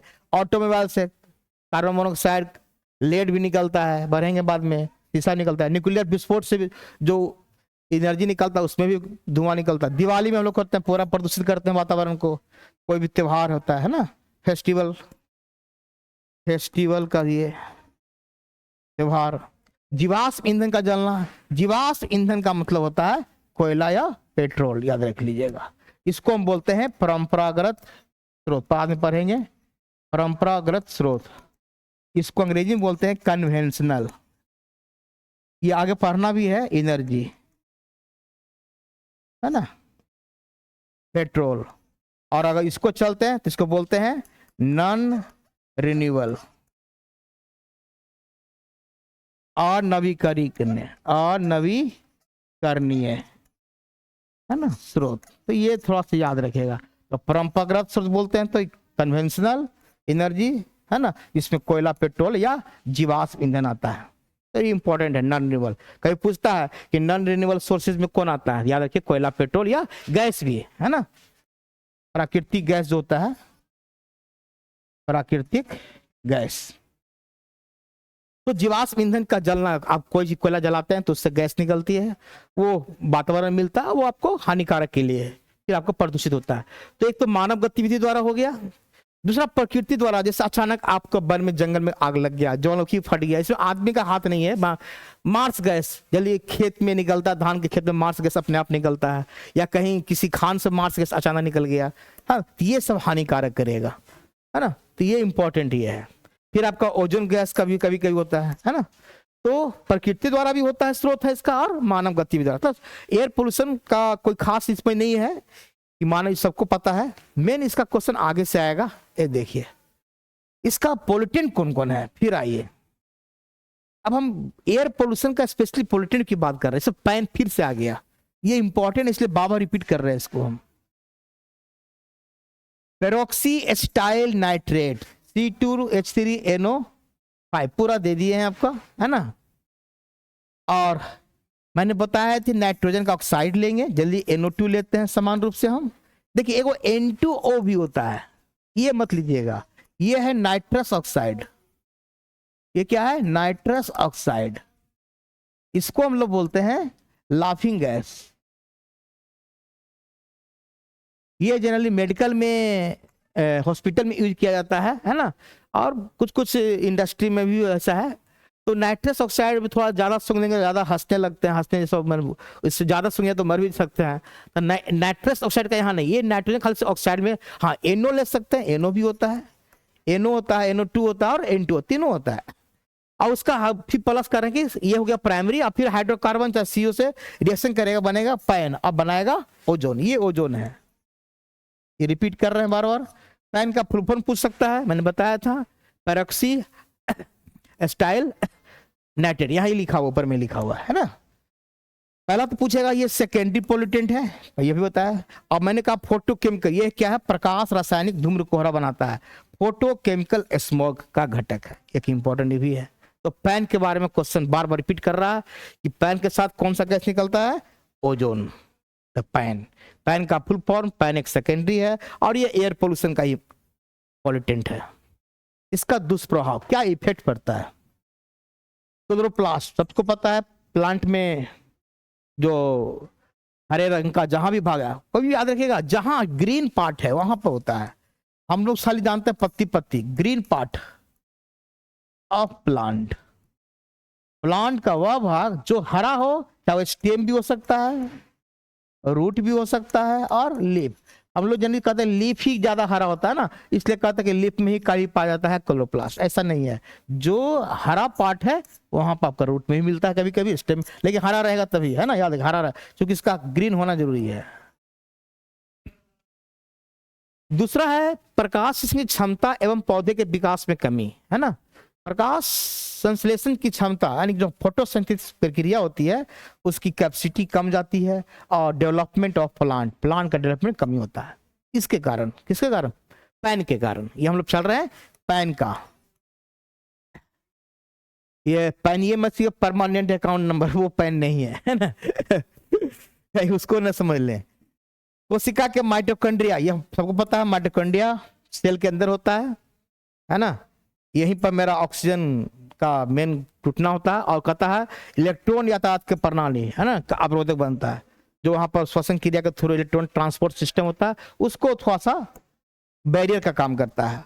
और एंजाइम पर भी, हमारा जो शरीर के एंजाइम पर भी ये प्रभाव डालता है। मानव नेत्र, गुट नेत्र में, गला में जलन करता है और फेफड़ों को पकड़ता है, लंग कैंसर, है ना, कैंसर। तो एक तरह से ये कैंसर का भी काम कर रहा है पैन। तो पैन बहुत ही खतरनाक पोल्यूटेंट है, जो एयर पोल्यूशन का पोल्यूटेंट है और इंपॉर्टेंट हो गया। तो पैन के बारे में इंपॉर्टेंट है, ठीक है। चलिए पैन के बाद हम चलते हैं लेड, बहुत इंपॉर्टेंट, लेड शीशा। ये तो पहले मैंने बताया कि पैन जो था तो सेकेंडरी पोल्यूटेंट था, ये है बायो नॉन डिग्रेडेबल पैन, ये गलेगा नहीं, डिकम्पोज नहीं हो पाएगा, पहला चीज शीशा। और कहता है जनरली इसको हम पेट्रोल में ज्यादा यूज करते हैं, लेड डालते हैं, टेट्राइथाइल लेड का प्रयोग किया जाता है। और ये एंटी कैंसर में, यानी कि ईंधन का ऑक्सीडेशन कर देता है, ऑक्सीडेशन नहीं, ऑक्सीडेशन में बोलते हैं, और ईंधन को सही बनाता है, सही बनाने के लिए, ताकि गाड़ी उचित ईंधन करना, ईंधन को उचित मतलब अच्छा कर सकते हैं ना, अच्छा करने के लिए डाला जाता है। और एंटी नॉक एजेंट के रूप में काम करता है। नहीं तो जानता, अगर जिस पेट्रोल में लेड कम रहेगा वो गाड़ी खड़खड़ करके चलता है, अगर आवाज ज्यादा, धुआं ज्यादा देगा, है ना। और जिसमें एंटी नॉक रहेगा एजेंट के रूप में पेट्रोल, उसमें धुआं कम देता है। तो ये सब चीज थोड़ा सा मैंने हमारा कि गाड़ी के जो पेट्रोल होता है उसमें हम लोग यूज करते हैं लेड का। लेकिन जब गाड़ी चलती है या गाड़ी कोई यातायात चलता है या उससे गाड़ी का, तो उसका लेड का पार्टिकल निकलता भी है, वो हमारे शरीर वातावरण में मिल जाता है और उससे प्रभावित होता है। तो लेड का इंपॉर्टेंट ये है ना। तो लेड खतरनाक भी है, लेड यूज भी हो रहा है पेट्रोल में, तो यह हानिकारक। चलिए, तो लेड के लिए इंपॉर्टेंट प्रभाव अभी मैंने बताया। बच्चों के दिमाग को विकास, ये देखिए मेंटली मतलब नहीं होता पाता है उतना विकास उसका, है ना, माइंड ही उसका अवरुद्ध हो जाता है जो लेड से ग्रसित होता है, लेड से। तीसरा कारण कहता है हड्डी, अगर आपके वायुमंडल में चूंकि मिल जाता है हवा के थ्रू, फिर आप सांस लेते हैं, पता नहीं चलता कि लेड मतलब शीशा थोड़ी कि खा रहे हैं, आपके मतलब वातावरण में मिल जाएगा, खान पान का चीज मिल जाएगा, बहुत छोटा पार्टिकल होता है, माइक्रो पार्टिकल होता है, और वो आपको शरीर में जाता है, ब्लड में, जिसके कारण बाद में दिक्कत होता है हड्डी का। और इस बीमारी का नाम दिया गया माता, बहुत अच्छा इंपॉर्टेंट है, माता। एक है मीना, मीना माता पढ़ेंगे अलग से, वो जापान वाला अलग है ना, वो पारा कारण होता है। ये है माता माता डिजीज, बहुत इंपॉर्टेंट, माता माता डिजीज। तो होता है माता माता रोग किसके कारण होता है? लेड के कारण, सीसा के कारण। ये क्वेश्चन ये पूछ सकता है, जिसमें बच्चे का क्या होता है? हड्डी कमजोर हो जाता है। दूसरा प्रभाव है किडनी की कोशिका को ये वृद्धि करना देता है, यानी कि और फास्ट, कोई चीज फास्ट ग्रोथ होता है उसको बोलते हैं कार्सिनोजेनिक। ये कैंसर का एक तरह का रूप है ना, कार्सिनोजेनिक, यानी कि वह एजेंट जो सेल्स को रैपिडली ग्रोथ करता है ना। तो किडनी के सेल्स को रिगड़ कर, वो क्या किडनी कैंसर होने का चांस है, तो वो उसी को हम कार्सिनोजेनिक भी बोल रहे हैं। तो ये कार्सिनोजेनिक एजेंट के रूप में काम करता है। आपका लेड, तो लेड में माता माता रोग क्या रखिएगा, लेड के कारण, है ना। चलिए माता माता उसमें हो गया। पारा आते हैं, सबका बारे में हल्का हल्का। ये भी बायो नॉन डिग्रेडेबल है, ये भी डिकम्पोज नहीं होगा, ये भी गलेगा नहीं। जनरली पारा का प्रयोग हम थर्मामीटर में भी देखते हैं, है ना, कागज उद्योग में होता है, रासायनिक उद्योग में ज्यादा होता है, इंडस्ट्री में पारा का प्रयोग। और उसके चाहे वो उसके कचरे से आ जाए, वातावरण धुआं से आ जाए, चाहे वो जल प्रदूषण के थ्रू आ जाए, है? जल में भी कचरा जाता है, वहां से भी आ सकता है। इसका प्रभाव क्या है? अगर वो आ गया जल में या एयर में, तो पहले तो अगर हमारे शरीर में पहुंच गया तो मसूरों की सूजन, जिसको बोलते हैं जिंजिवाइटिस। तो जिंजिवाइटिस रोग का कारण है मरकरी, मसूरों में सूजन आ जाता है, फूल जाता है ना। दूसरा है मीनी, अभी बना मीन माता जी, मीना माता, है ना, कहीं मीनी लिखता नहीं, मीना, मीना माता डिजीज, ये है मीना माता डिजीज। ये रियल में एक शहर का नाम है, एक नगर का नाम है, नगर का नाम है। कहाँ का नगर का नाम है? जापान देश का, उसी का नाम, क्योंकि वहीं पर सबसे पहले पाया गया था डिजीज। और कहा था कि मिनी माता रोग जो है एक केंद्रीय तंत्रिका विकार है, आपका सेंट्रल नर्वस सिस्टम को ज्यादा दिक्कत करता है ये। और कहता है कि ये जो है, जो बताए पारा एचजी पर है, ये एचजी क्या होता है? जल प्रदूषण के थ्रू वाटर में जाता है। वाटर में क्या होता है? फिश होता है, और फिश को कौन खाता है? मैन खाता है। ये भोजन श्रृंखला के द्वारा ऐसे पहुंचता है ना, मैन के द्वारा। और ये मैन को क्या कहते हैं? मीना माता डिजीज पैदा होता है। ये तो पारा गया वाटर में, वाटर से फिश में। और ये पारा कहां से निकला? इंडस्ट्री से निकल सकता है, कोई भी इंडस्ट्री से, है ना। और वाटर में मिल गया, ये वाटर पोल्यूशन में भी पढ़ना हल्का सा है। तो दूषित मछलियां शंख, शंख में भी चला जाता है। और कहता मिथाइल मरकरी, एक बनता है क्या? मिथाइल मरकरी बनता है, बेशकता, वही पॉइजनस हो जाता है। कहता है ये सबसे पहले जापान में 56 में लाया गया था, 60 तक ज्यादा फैला गया था, 56 में शुरुआत हुआ था। और ये किडनी को ज्यादा प्रभावित करता है, किडनी को भी प्रभावित करता है, तो किडनी को भी करता है। और ज्यादा आपका सेंट्रल केंद्रीय तंत्रिका तंत्र, ये है सेंट्रल नर्वस सिस्टम। तो मिनी माता डिजीज से क्वेश्चन आएगा तो जापान में मरकरी के कारण, ये स्पेशली जल पोल्यूशन के कारण होता है। लेकिन फिर भी चूंकि मैंने बताया इंडस्ट्री से उड़ के आ रहा है, तो वाटर में गया होगा, इसीलिए मैंने यहाँ पर चर्चा की लेड का, मरकरी का। और मिनी माता है ना, मीना माता डिजीज, मीना माता, मिनी नहीं, मीना माता डिजीज। अगला है कार्बन मोनोऑक्साइड, ये बहुत खतरनाक। कार्बन मोनोऑक्साइड ये एक रंगीन विषैली गैस है, जीवाश्म ईंधन का अपूर्ण, जब कोई चीज इनकम्प्लीट कंबुशन होता है, पूर्ण रूप से नहीं जल पाता है कोई चीज, तो उससे ज्यादा क्या निकलता है? Carbon monoxide. पूरा जल जाएगा तो कार्बन डाइऑक्साइड निकलेगा।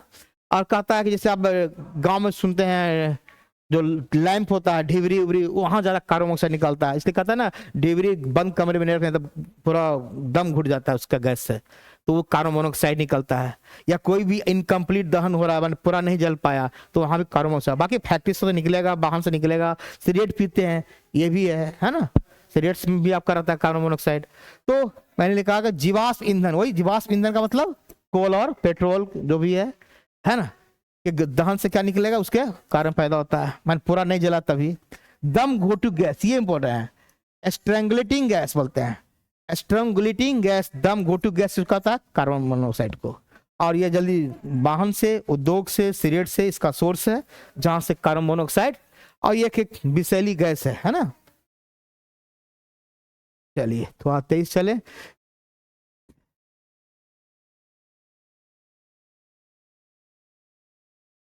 अब देखिए कार्बन मोनोऑक्साइड क्या करता है, आपके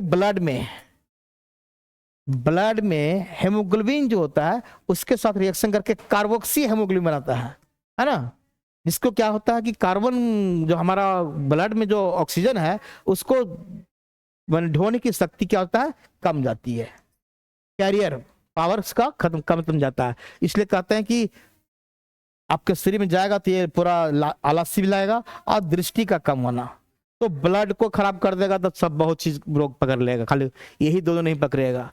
तो CO भी एक खतरनाक पॉल्यूटेंट है आपके लिए। फिर आते हैं सल्फर डाइऑक्साइड, ये और खतरनाक है।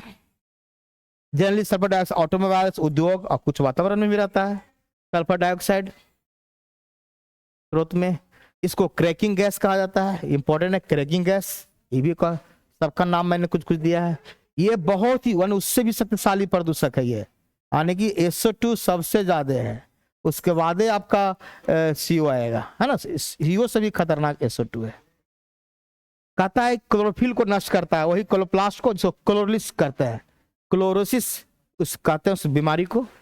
प्लाज्मा झिल्ली जो हमारा सेल का जो बाहरी आवरण होता है उसको कहते हैं प्लाज्मा झिल्ली या प्लाज्मा मेम्ब्रेन, उसको कमजोर तोड़ देता है, तो उसको कहते हैं प्लाज्मोलाइसिस। कमजोर क्या, तोड़ ही देता है उसको तोड़ देता है, रप्चर कर देता है, रप्चर फाड़ देता है, कहते हैं ना, फट जाता है, टूट जाता है।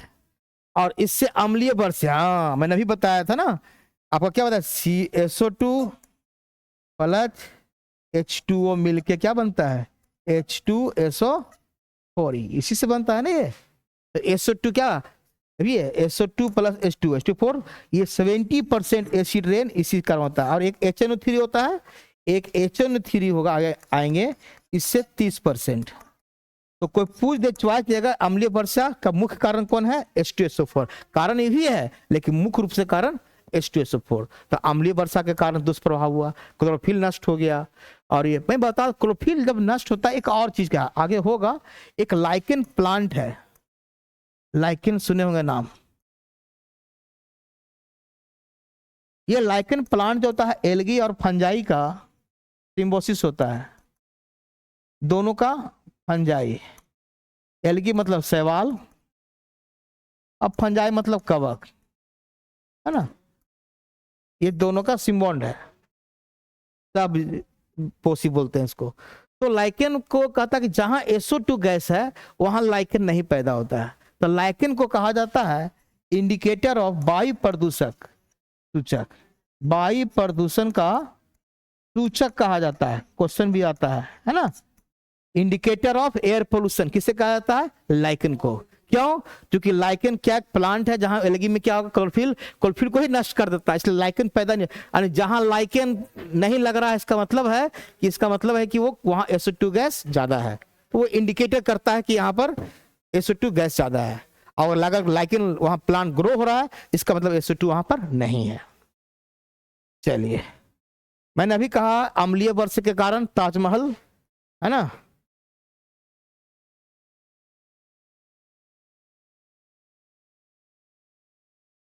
ताजमहल का ये अम्लीय वर्ष के कारण एसिड रेन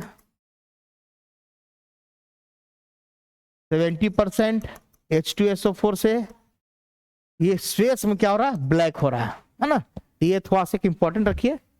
लाइकेन में कहा जहां यह लाइकेन को उगने नहीं देता है, और लाइकेन को क्या कहा जाता है, वायु प्रदूषण का इंडिकेटर। बहुत फेमस क्वेश्चन, ये जीके का बहुत फेमस क्वेश्चन, वायु प्रदूषण क्यों, तो याद रखिएगा क्लोरोफिल को नष्ट कर देता है, क्लोरोफिल को ये नष्ट कर देता है, इसलिए SO2 गैस का खूबी है।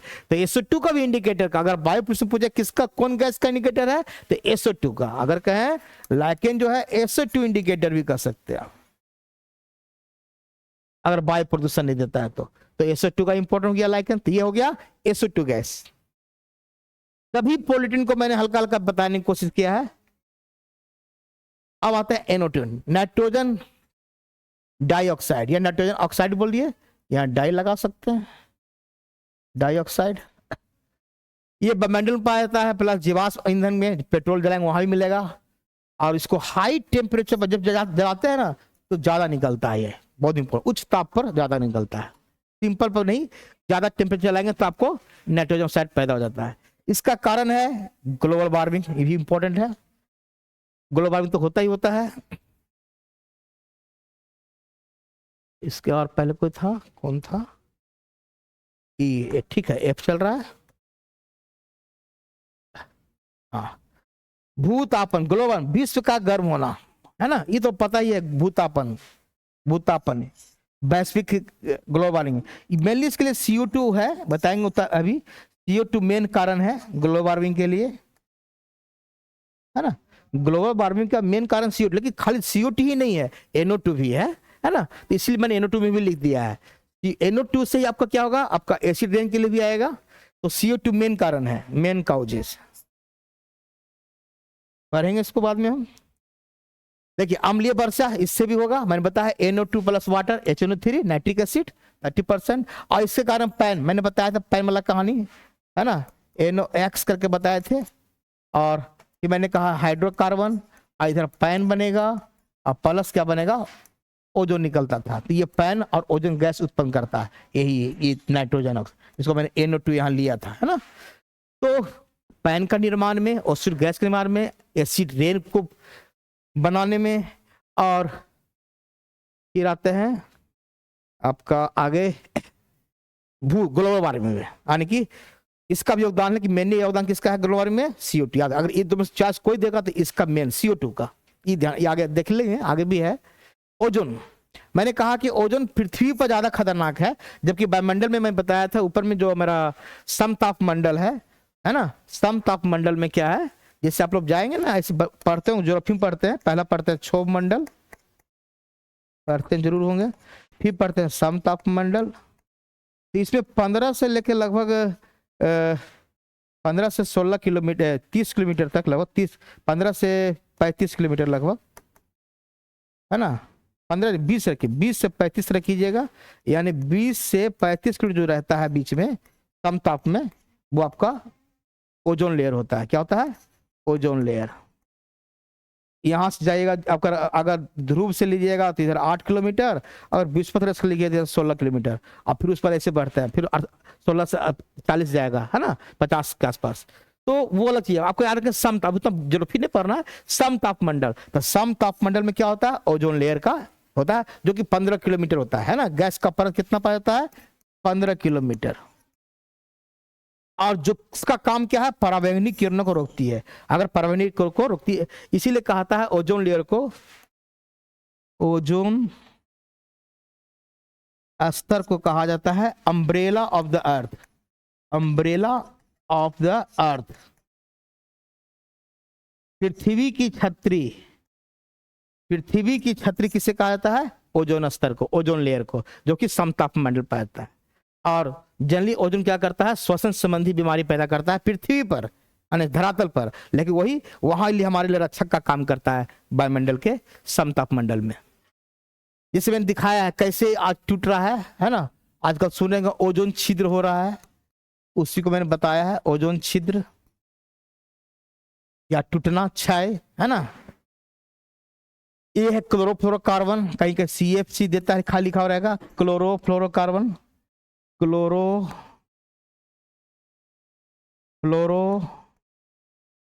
कार्बन लिखते हैं, है ना। ये EV रे आती है और क्लोरीन में टूट जाता है ना। और फिर ये क्लोरीन क्या करता है, इससे ओजोन से रिएक्शन करता है और OCl में टूटता है, O2 बनाता है, फिर OCl टूटता है, यानी क्लोरीन ही मुख्य रूप होता है। कोई पूछेगा क्लोरोफॉर्म, इसमें से कार्बन, क्लोरो भी है, फ्लोरीन भी है, और कार्बन कौन उत्तरदायी था, क्लोरीन। तो क्लोरोफ्लोरोकार्बन मेन उत्तरदायी है किसके लिए, ओजोन डिप्लेशन लेयर के लिए। जबकि वायुमंडल के लिए कौन है गर्म होने के लिए, CO2, है ना। है कई गैस है, नहीं कि खाली इतना ही है, गैस कही है, लेकिन क्लोरोफ्लोरोकार्बन मेन है। तो ओजोन डिप्लेशन लेयर में आप भी देख लीजिएगा, हो सकता क्वेश्चन पूछ दे कि डिप्लेशन ऑफ लेयर में कौन मदद करता है ज्यादा, क्लोरोफ्लोरोकार्बन। बाकी CFC के अलावा भी है, CH4 भी है, NO2 भी है ना, आपका CO2 भी है, ये सब आपका है, SO2 भी है, ये सभी क्या जलवाष्प, ये सबको हम लोग कहते हुए क्या पता है आपको, ग्रीन हाउस गैस ही बोलते हैं, ग्रीन हाउस गैस, है ना। ग्रीन हाउस गैस, चूंकि भूमंडलीय तापकरण का जो तापक्रम बढ़ता है उसमें भी है और इसमें भी, दोनों लगभग अलग चीजें। अंतर यही है कि क्लोरोफ्लोरोकार्बन यहाँ डिप्लेशन में ज्यादा रहेगा, और जबकि ग्लोबल वार्मिंग जब पढ़ेंगे, ग्लोबल वार्मिंग में वहां पहला पोजीशन देंगे CO2 को। CO2 के कारण ही ज्यादा वातावरण गर्म होता, बाकी गैस के कारण भी गर्म होता है लेकिन ज्यादा मुख्य रूप से CO2। तो ये सब थोड़ा सा ध्यान देना है। बाकी सब आप लोग पहले से कुछ कुछ जानते होंगे, ये सब ज्योग्राफी का भी पार्ट में पढ़ना रहता है। चलिए अब हम चलते हैं carbon dioxide, sorry typing mistake है, कार्बन डाइऑक्साइड। ये तो पहला चीज कि ग्रीन हाउस के लिए सबसे इंपॉर्टेंट है, मैंने ही बताया अभी, ग्रीन हाउस ग्लोबल वार्मिंग या ग्रीन हाउस उसी को बोलते हैं। ग्रीन हाउस खाली हो गया, मैंने आर्टिफिशियल उसको बनाया गया कि ताकि दिखाया कि लिखा मैंने लिखा वातावरण जीवाश्म ईंधन में श्वसन क्रिया से उद्योग श्वसन भी लेते हम लोग, CO2 छोड़ते हैं, है ना, और ग्रीन हाउस गैस माना गया है। पहला देश इसको ग्रीन हाउस गैस कहा गया है क्योंकि वातावरण को गर्म करता है, और ग्लोबल वार्मिंग का मुख्य कारण यही है वातावरण को। होता क्या है कि जब ऊपर से रे आती है सन से जो रे आती है वो शॉर्ट वेवलेंथ आती है। क्या आती है? शॉर्ट वेवलेंथ, यानी कि कम तरंग दैर्ध्य का आता है, और जब पृथ्वी से टकरा कर वापस जाती है तो लॉन्ग हो जाती है। लॉन्ग वापस जाने वक्त क्या होता है, CO2 के पास ऐसा नेचर है, प्रकृति ने दिया है कि लॉन्ग वेवलेंथ को ये एब्जॉर्ब कर लेती है, अवशोषित कर लेती है, जिसके कारण क्या होता है पृथ्वी का तापमान या वायुमंडल का तापमान धीरे धीरे बढ़ता जाता है। इसी को हम बोलते हैं ग्लोबल वार्मिंग, है ना। इसी को जो इफेक्ट पड़ेगा उसको ग्रीन हाउस इफेक्ट के रूप में दिखाया गया। लेकिन फिर भी इतना होने के बाद भी CO2 को बहुत इंपॉर्टेंट एक वायु प्रदूषक नहीं माना गया। ये सबसे इंपॉर्टेंट है। क्यों? क्योंकि CO2 प्लांट के लिए इंपॉर्टेंट है। अगर CO2 खत्म हो जाएगा तो भी दिक्कत है। प्लांट क्या करता है, CO2 लेता है प्लस पानी से CO2 को लेकर फोटोसिंथेसिस में मदद करता है। C6H12O6 प्लस O2 निकलता है ना। तो कहने का मतलब कि कार्बन डाइऑक्साइड तो खाना बनाने में फोटोसिंथेसिस तो जरूरी इसके लिए है, श्वसन क्रिया में हम लोग निकालते हैं, और कार्बन डाइऑक्साइड प्लांट फिर ले लेता है उसको कुछ पार्ट को, और वो जल के साथ करके स्टार्च बनाता है या कार्बोहाइड्रेट बनाता है, और फिर ऑक्सीजन निकलता है। तो ये प्रक्रिया चल, इसलिए कहा गया CO2 को वायु प्रदूषक नहीं माना गया। बहुत इंपॉर्टेंट क्वेश्चन है, कौन सा गैस को वायु प्रदूषक या एयर पोल्यूटेंट नहीं है? वो आपका CO2 है। दुष्प्रभाव, सिर दर्द, सांस लेने में समस्या, दम घुटना, ये सब होगा। हाई रक्तचाप, वृद्धि, वायुमंडल का गर्म होना, ये सब है। मीथेन, CH4, धान के खेतों में, यदि धान के खेतों में CH का, देखिए मीथेन है, अरे मीथेन ठीक लिख दिया, कोई बात नहीं।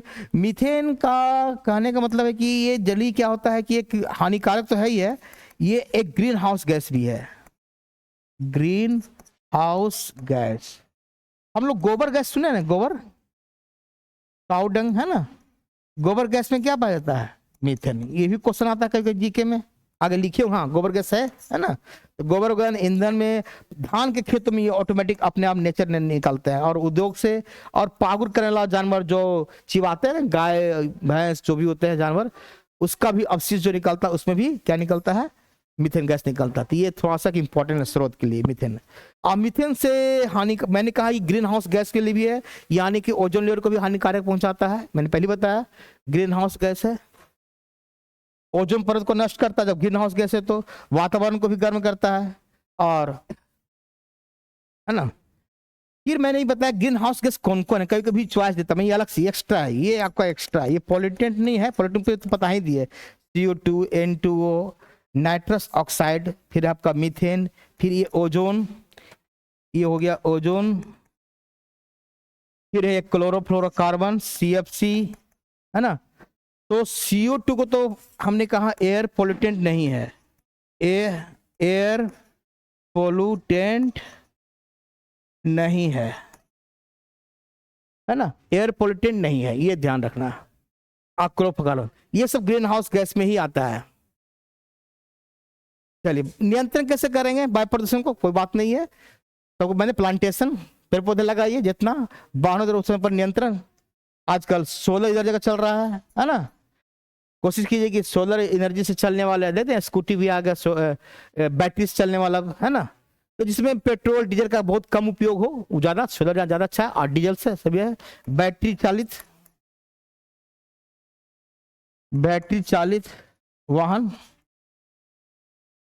जिससे कारण आपका प्रदूषण कम हो जाएगा। अब बाकी प्लांट जितना लगाइए, प्लांट लगाने से बहुत काम करेगा, है ना, ऑक्सीजन ज्यादा मिलेगा और CO2 को भी वो खींच लेगा, है ना। चलिए आइए, जल प्रदूषण, वाटर पोल्यूशन, थोड़ा तेज चले। कुछ नहीं है, स्रोत वही डोमेस्टिक वेज, आपके घर में जो भी कचरा निकलता है, नहाते धोते हैं, सब जाता है जल प्रदूषण, है ना। डिटर्जेंट का साबुन धोते हैं, नहाते हैं, जो भी गंदा पानी पेशाब जो भी है। औद्योगिक जो उद्योग का कचरा है उसको बोल रहे हैं इंडस्ट्रियल वेस्ट। मृदा अपरदन, सॉइल, जब मिट्टी का कटाव होता है वहां से कट कट के पानी मिल जाता है स्वच्छ पानी में। कीटनाशक उपयोग, हम लोग कीटनाशक करते हैं, वो भी जाता है नली नाला के थ्रू जाता है, जो खेत के थ्रू मिल जाता है नदी में। तेल का, कभी जहाज सुनते होंगे तेल रिस गया, उसका पानी मिल जाना। अब इसमें ज्यादा उस तरह का नहीं पढ़े, इसमें थोड़ा कुछ कुछ वर्ड को ध्यान रखना। एक होता है इट्रीफिकेशन, जलाशय में सुपोषण। ये क्या है इट्रीफिकेशन? अंग्रेजी में लिखे हुए हैं इट्रियो, इट्रियो है ना, इट्रो होगा यहाँ, इट्रो, इट्रो इपी नहीं, इट्रोफिकेशन है ना, इट्रीफिकेशन, जलाशय में सुपोषण। कहता है कि जब जल में डिटर्जेंट और उर्वरक के नाइट्रेट और फॉस्फेट के मिलने से, यानी डिटर्जेंट और फर्टिलाइजर का नाइट्रेट और फॉस्फेट होता है, जब वो पानी मिलता है तो पानी को अशुद्ध करता है। पानी को अशुद्ध करता है तो कहता है कि या जो भी समुद्री वाता या झील में है, शैवालों का तेजी से विकास होता है। एलगी, एलगी का फास्ट, जिसको बोलते हैं एल्गल ब्लूम, पूछ सकता है एल्गल ब्लूम। अब ये कारण नए पोषक तत्वों का प्रसार, यानी कि ये एल्गम ब्लूम का वृद्धि होता है, जिससे कहता है कि पानी में ऑक्सीजन स्तर, यानी कि अगर कोई नदी है या झील है, अगर उसमें एलगी अधिक हो जाए, एलगी क्या करेगा, क्लोरोप्लास्ट फोटोसिंथेसिस करता है। एलगी क्या करता है, फोटोसिंथेसिस करता है, जिससे क्या करेगा, वो ऑक्सीजन और पानी सब कुछ लेगा, और ज्यादा लेगा तो क्या होगा, पानी का जो डीओ मतलब डिजोल्व ऑक्सीजन जो होता है उसको खींच लेता है, और उसका स्तर क्या होता है, कम जाता है। और इस क्रिया को कहा जाता है इट्रोफिकेशन। यानी इट्रिफिकेशन क्या हुआ कि डिटर्जेंट के जो सल्फेट या फॉस्फेट है फर्टिलाइजर का, वो अगर पानी में घुल जाते हैं, जिसके कारण क्या होता है, एलगी का तेजी से विकास होता है। एलगी ब्लूम बोलते हैं तेजी से बढ़ना को, और उसके कारण क्या होता है, पानी जो ऑक्सीजन होता है, पानी का जो जिसको डीओ बोलते हैं, डिजोल्व्ड ऑक्सीजन, ये पानी में रहता है हमेशा, जल में जो ऑक्सीजन है उसकी मात्रा को कम करता है, जिसके कारण जो जलीय जीव होंगे वो धीरे धीरे मरने लगे, क्योंकि जो मछली है या और भी जो जल में रहते हैं उनको ऑक्सीजन नहीं मिल पाएगा। तो इट्रोफिकेशन के कारण क्या होगा, वो आपका जल प्रदूषण कहलाएगा, क्योंकि जलीय जीव मरने लग जाएंगे उसकी तरह। तो लिखा है ऑक्सीजन की कमी से, है ना, इट्रिफिकेशन के रूप में जाना जाता है। तो इट्रिफिकेशन कुछ नहीं है, इसके कारण आपका बताए डिटर्जेंट और फर्टिलाइजर के फॉस्फेट और नाइट्रेट के मिलने से होता है, ध्यान रखिएगा। और शैवाल का तेज बढ़ना, को एल्गल ब्लूम भी बोलते हैं, पूछ सकता है ब्लूम, है ना। और क्या है, समुद्री में या कोई भी झील में, कोई भी जलीय जलाशय में एलगी का तेजी से बढ़ना को बोलते हैं एल्गल ब्लूम, है ना। और उसके कारण क्या होता है, डीओ की मात्रा कम कर जाती है। डीओ मतलब डिजोल्व ऑक्सीजन, जो पानी में ऑक्सीजन रहता है, और उसकी कमी होने से क्या होता है, इट्रिफिकेशन होता है। चलिए दूसरा, सेंसेस। ये क्या है, सेंसेस क्या है, इस वर्ड को थोड़ा सा क्वेश्चन पूछ सकता है, वर्ड से क्या चीज है। कह रहा है कि जब मृत सवाल, जब डेड सवाल हो जाता है, या डेड प्लांट कहीं जम जाता है पानी में, मान लो कोई झील है, एक तो हुआ कि बढ़ गया, अब फिर मान लो कुछ समय तो मर गया, तो क्या होगा, बॉटम में क्या होगा, बैठ जाएगा।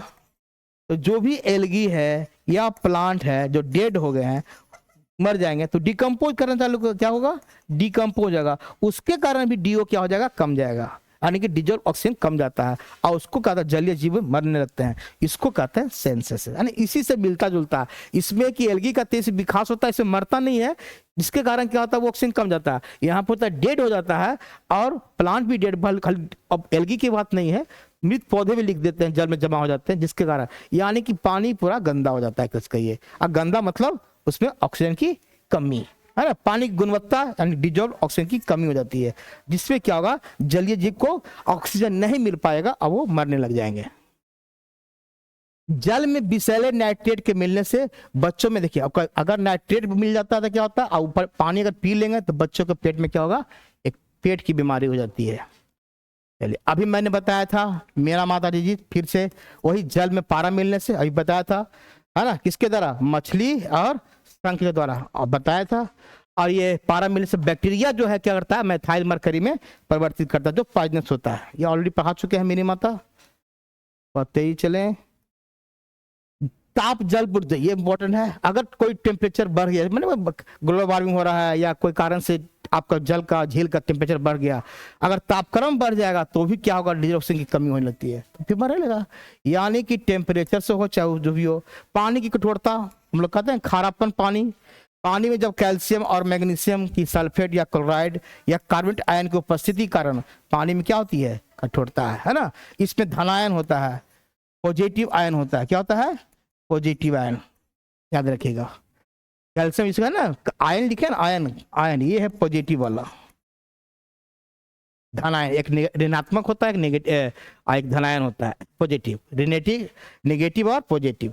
तो पानी कठोरता, ये तो आपको केमिस्ट्री भी पढ़ना, अगर साबुन वाला कहानी पढ़ोगे तो, है ना। पानी में जब कैल्शियम मैग्नीशियम की सल्फेट क्लोराइड और कार्बोनेट आयन की उपस्थिति कारण क्या होता है, कठोरता होती है। तो क्वेश्चन होता है पानी में कठोरता, खारापन क्यों होता है, ठीक है। चलिए सब तेजी से, बीओडी बहुत इंपॉर्टेंट है, जैव रासायनिक ऑक्सीजन मान, बीओडी बायोलॉजिकल, इसका हो गया बायोलॉजिकल ऑक्सीजन डिमांड, है ना, बीओडी बायोलॉजिकल या बायो, है ना, बायोलॉजिकल ऑक्सीजन डिमांड, ये है जैवीय रासायनिक ऑक्सीजन, है ना, बायोकेमिकल के, बायोकेमिकल होगा, रासायनिक है ना, बायोकेमिकल ऑक्सीजन डिमांड। कहता है कि ये जल प्रदूषण को मापने का एक एक इकाई है, एक तरह का मान के चलिए। ये आप कह सकते हैं कि जल से, आप इसको समझने के लिए हम बताते हैं कैसे। आप डीओ बोल रहे हैं ना, डीओ, कोई भी जीव अगर जलीय जीव अगर जल में रह रहा है तो उसको एक मिनिमम क्या चाहिए, ऑक्सीजन चाहिए। जितना ऑक्सीजन चाहिए, जितना ऑक्सीजन की मांग है, उसी को हम बोल रहे हैं बीओडी, याद रखिएगा। यानी एक जलीय जीव को, जो जल में रहते वाले जीव है, चाहे मछली हो चाहे कोई और दूसरा जीव हो, जो भी जीव है उसको एक निश्चित मात्रा में चाहिए ऑक्सीजन। अगर वो ऑक्सीजन नहीं मिलेगा तो मर जाएगा, ज्यादा भी मिल जाएगा तो भी मर जाएगा। तो एक निश्चित जो ऑक्सीजन मिलना चाहिए, जितना ऑक्सीजन को चाहिए, डिमांड है उसके लिए, जीने के लिए, उसी को कहते हैं बायोकेमिकल ऑक्सीजन डिमांड, जो कहते हैं जल प्रदूषण की मुख्य इकाई। अब देखिए लिखा है, एक विशिष्ट समय में अवधि में एक विशिष्ट तापमान पानी में मौजूद कार्बनिक पदार्थ के बढ़ने वाले एरोबिक बैक्टीरिया द्वारा ली गई घुलित ऑक्सीजन की मात्रा को पुष्ट करता है। यानी बैक्टीरिया मतलब खाली बैक्टीरिया ही नहीं, जलीय जीव कहिए, है ना, जो मात्रा उसको चाहिए। यदि जल प्रदूषित हो जाता है तो डीओ क्या हो जाएगा, घट जाएगा, ऑटोमेटिक है। अगर जल में जहां प्रदूषित हुआ तो उसका डिजॉल्व ऑक्सीजन क्या होगा, घट जाएगा। तो उसी को हम बीओडी बोल रहे हैं, जितना हमको चाहिए। इस पे फिक्स कर दिया, इसको मापने का है, एक विशिष्ट समय मिलेगा, एक विशिष्ट तापमान पर, है ना, वो आपको बनाया गया है। और बीओडी एक इंपॉर्टेंट चीज हो गया। देखिए, अगर बीओडी बढ़ेगा तो ये घटेगा, याद रखिएगा। अगर ये बढ़ता है तो ये उल्टा, इन्वर्सली प्रोपोर्शनल है, लिखा है ना। बीओडी यदि अधिक हो गया तो पानी क्या हो जाएगा, खराब हो जाएगा। तो वही तो, यानी प्रदूषित पानी का बीओडी क्या होगा, ज्यादा मांग करेगा, है ना। एक निश्चित मात्रा मांगने का है कि हम इतना चाहिए, अब उसको ज्यादा मांग रहा है, क्योंकि ऑक्सीजन क्या हो गया, घट गया, उसको ज्यादा चाहिए। तो वही लिखा है बीओडी, बायोकेमिकल ऑक्सीजन डिमांड, है ना। तो ये क्या हो गया, डीओ। उसी तरह एक सीओडी होता है, देखिए ये खाली है, बायो को हटा दिया गया है ना, रासायनिक ऑक्सीजन, केमिकल ऑक्सीजन डिमांड, है ना, सीओडी। इसमें भी कहता है कि यह पानी में कार्बनिक पदार्थों की मापक है, ये खाली कार्बनिक पदार्थ को मापक करता है, रासायनिक को, है ना। और कहता है पानी मौजूद कार्बनिक पदार्थ या अकार्बनिक पदार्थ की तरफ से ये अमोनिया नाइट्रेट से रसायन करता है, कि ये रिएक्शन करता है अमोनिया और नाइट्रेट से, जो कार्बनिक पदार्थ है ना, कि ऑक्सीकरण के ऑक्सीडेशन के रूप में ऑक्सीजन की मात्रा को मापता है। ये भी ऑक्सीजन का लेवल मापता है, यानी कि O2 के लेवल। पानी में O2 का लेवल कितना है, वो हो गया COD से। कितना डिमांड है, वो हो गया BOD से, है ना। कितना डिमांड है BOD से, और कार्बनिक में कितना ऑक्सीजन है, माने कार्बनिक पदार्थ रहने के कारण, तो वो हो गया केमिकल और केमिकल ऑक्सीजन डिमांड से। तो BOD COD से क्वेश्चन पूछ सकता है आपका। एक और देखिए सिंड्रोम है, ब्लू बेबी सिंड्रोम। ये क्या है, कह रहा कि पहला क्वेश्चन पूछेगा ये नाइट्रेट के कारण होता है। पहला तो कि अगर पानी में ज्यादा नाइट्रेट हो जाता है तो ब्लू बेबी सिंड्रोम होता है। और कहता है नाइट्रेट से प्रदूषित जल शरीर में पहुंचता है और घुले हेमोग्लोबिन को क्या बना देता है, हमारे शरीर का जो हेमोग्लोबिन है वो मेथोमोग्लोबिन बना देता है, और जिसके कारण क्या होता है, रक्त में ऑक्सीजन को ढोने की शक्ति कम जाती है। और कहता है कि 6 महीने से कम आयु वाला बच्चे में ज्यादा होता है ये, और श्वास फूलने लगता है, सांस लेता है, और नाखून पर चूंकि नीला रंग दिखाई देता है, इसलिए इसको बोला गया ब्लू बेबी सिंड्रोम, है ना। लक्षण लक्षण होता है ब्लू, बहुत सिंड्रोम कई प्रकार के होते हैं, उसमें ब्लू बेबी सिंड्रोम किसके कारण हुआ, तो ये वाटर पोल्यूशन में नाइट्रेट के कारण। ये सब क्वेश्चन पूछ सकता है, नाइट्रेट वाला क्वेश्चन छोटे बच्चे में। तो ब्लू बेबी सिंड्रोम से क्वेश्चन आपका आ सकता है। नेक्स्ट चलते हैं हम आर्सेनिक। आर्सेनिक ये बहुत इंपॉर्टेंट चीज है, इसको जो इससे बीमारी होगा उसको बोलते हैं आर्सेनिकोसिस। जनरली क्या होता है, कोई वाटर है मान लेते हैं, और कोई इंडस्ट्री से या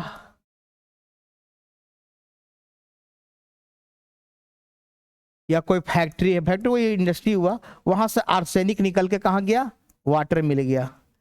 अब ये आर्सेनिक एक क्या है, तत्व है जो कि क्या है, ये गलता नहीं, डिकम्पोज नहीं होता है। सबसे पहले जैसे शीशा वाला पढ़े थे, डिकम्पोज नहीं होगा। अब डिकम्पोज नहीं होगा जिसके कारण क्या होगा, बीमारी होगा, क्योंकि आपको वाटर के थ्रू क्या आपके ब्लड में आ जाएगा, यानी कि आपके बॉडी में पहुंच गया। और ये बॉडी में यदि पहुंच गया तो कोई न कोई बीमारी, कौन कौन बीमारी हो सकता है वो देख लीजिए। लंग्स का कैंसर, स्किन कैंसर एंड मूत्राशय कैंसर, है ना। ये 3 तरह का कैंसर हो सकता है।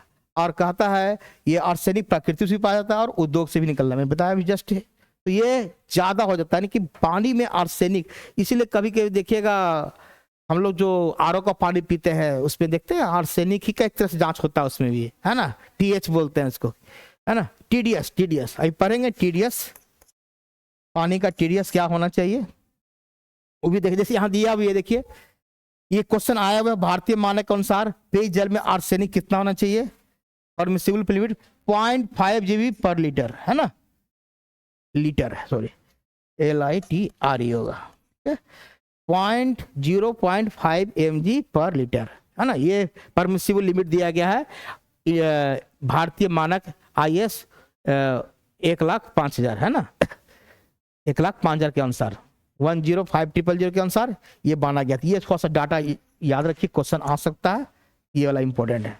ये आर्सेनिक पानी में कितना होना चाहिए, पानी तो में रहेगा ही, लेकिन कितना रहना चाहिए, एक नियम है, ज्यादा रहेगा तो बीमारी धर लेगा।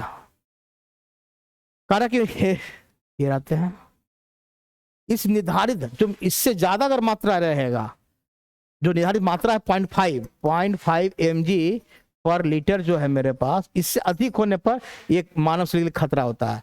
यह मूल रूप से कहाँ, पूर्वी भारत में ज्यादा है, बिहार, असम, पश्चिम बंगाल, झारखंड ज्यादा, बिहार असम में ज्यादा हो रहा है, और शायद बांग्लादेश, कुछ जगह बांग्लादेश में भी हो रहा है, भारत के बाहर बांग्लादेश, ये समय आर्सेनिक से संबंधित ज्यादा पाया जाता है पानी में।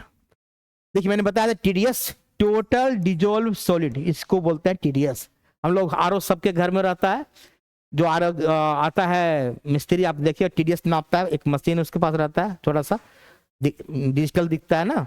तो कहता है TDS है क्या, पानी मौजूद अकार्बनिक और कार्बनिक पदार्थ की मात्रा को कुल घुले हुए, टोटल नाम है टोटल डिजोल्व सॉलिड, यानी कि पानी में जो टोटल सॉलिड मात्रा है, चाहे ऑर्गेनिक हो चाहे इनऑर्गेनिक हो, उसको नापने का काम करता है TDS, है ना। यह पानी की गुणवत्ता का संकेतक देता है कि पानी का कैसा क्वालिटी है। TDS को पार्ट प्रति मिलियन करते हैं, पीपीएम बोलते हैं शॉर्ट में, पीपीएम है ना, पीपीएम मिलीग्राम प्रति लीटर भी, इसको दो बार बोल रहे हैं, या पीपीएम बोले या तो मिलीग्राम प्रति लीटर मापा जाता है। तो टीडीएस का इंपॉर्टेंट, जनरली टीडीएस हम लोग जो बोलते हैं कि रहना चाहिए घर, जो आरओ वाला टीडीएस चल रहा है हम लोग कहते हैं 70 से 150 के बीच में होना चाहिए, है ना, और 100 से रखिए, 100 से ऊपर ही रहना चाहिए, 100 से 150 वाला ठीक रहता है, मान एवरेज माना जाता है। ऐसे ये वैरी करता है, किसी को 50 वाला भी अच्छा लगता हो, पानी खराब लगता है, आपका जो डिस्ट्रिक्ट वाटर होता है उसमें तो 50-60 आ जाता है ना टीडीएस। विश्व स्वास्थ्य संगठन के मुताबिक प्रति लीटर पानी में टीडीएस मात्रा कितना होना चाहिए, ये देखिए ये इंपॉर्टेंट है। अब ये WHO ने अपना जारी कर दिया कुछ तो थोड़ा सा कि 1 लीटर पानी में कह रहा है, देखा गया कितना होना चाहिए, 30 मिलीग्राम से कम होना चाहिए टीडीएस। फिर कह रहा है मतलब अच्छा माना जाता है ना कि पानी पीने वाला हो गया, अगर किसी पानी में टीडीएस की मात्रा 300 ग्राम से 600 ग्राम जाता है तो पीने योग्य है, मतलब खराब भी नहीं है, 300 से 600 तक बोल रहा है पीने लोग है, ये WHO बोल रहा है। लेकिन हम लोग चाहते हैं कि नहीं 300 से नीचे वाला ही ठीक रहे, है ना। हम लोग आरो तो आपको 150 तक ही दे रहे हैं, 100 से 150 या 200 तक लेते हैं।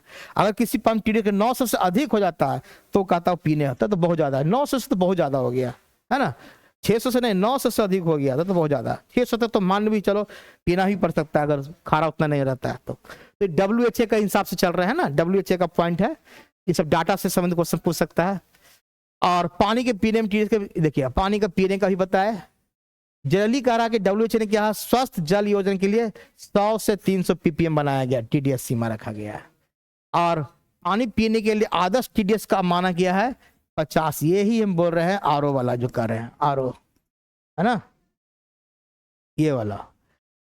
तो ये आम तो पर, लेकिन जल्दी कहता है कि 100 से 300, चॉइस देखिए कैसे क्वेश्चन, आदर्श वर्ड लगा देगा तो ये हो जाएगा 50 से 150 ppm बता ही दिए। और अन्य प्रकार के पानी में टीडीएस कैसा होता है, देखिए ताजा पानी में लगभग टीडीएस देखा जाता है 1000 के आसपास से कम होना चाहिए, खारा पानी में 1000 से 10,000 तक जाता है, 1000 से ऊपर हो जाएगा तो खारा पानी हो जाएगा। आइए आपका ताजा पानी, 1000 से आप ताजा पानी मान सकते हैं।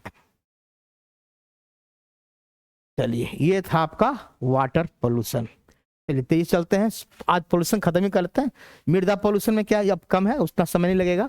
मृदा पोल्यूशन है कि मृदा में अगर कोई सॉइल में अगर कुछ आ गया पोल्यूशन, है ना, अनवांटेड चीज, यानी मृदा प्रदूषण हुआ, मृदा में होने वाला प्रदूषण सीधा है मिट्टी में, ये कीटनाशक कारण ज्यादा होता है।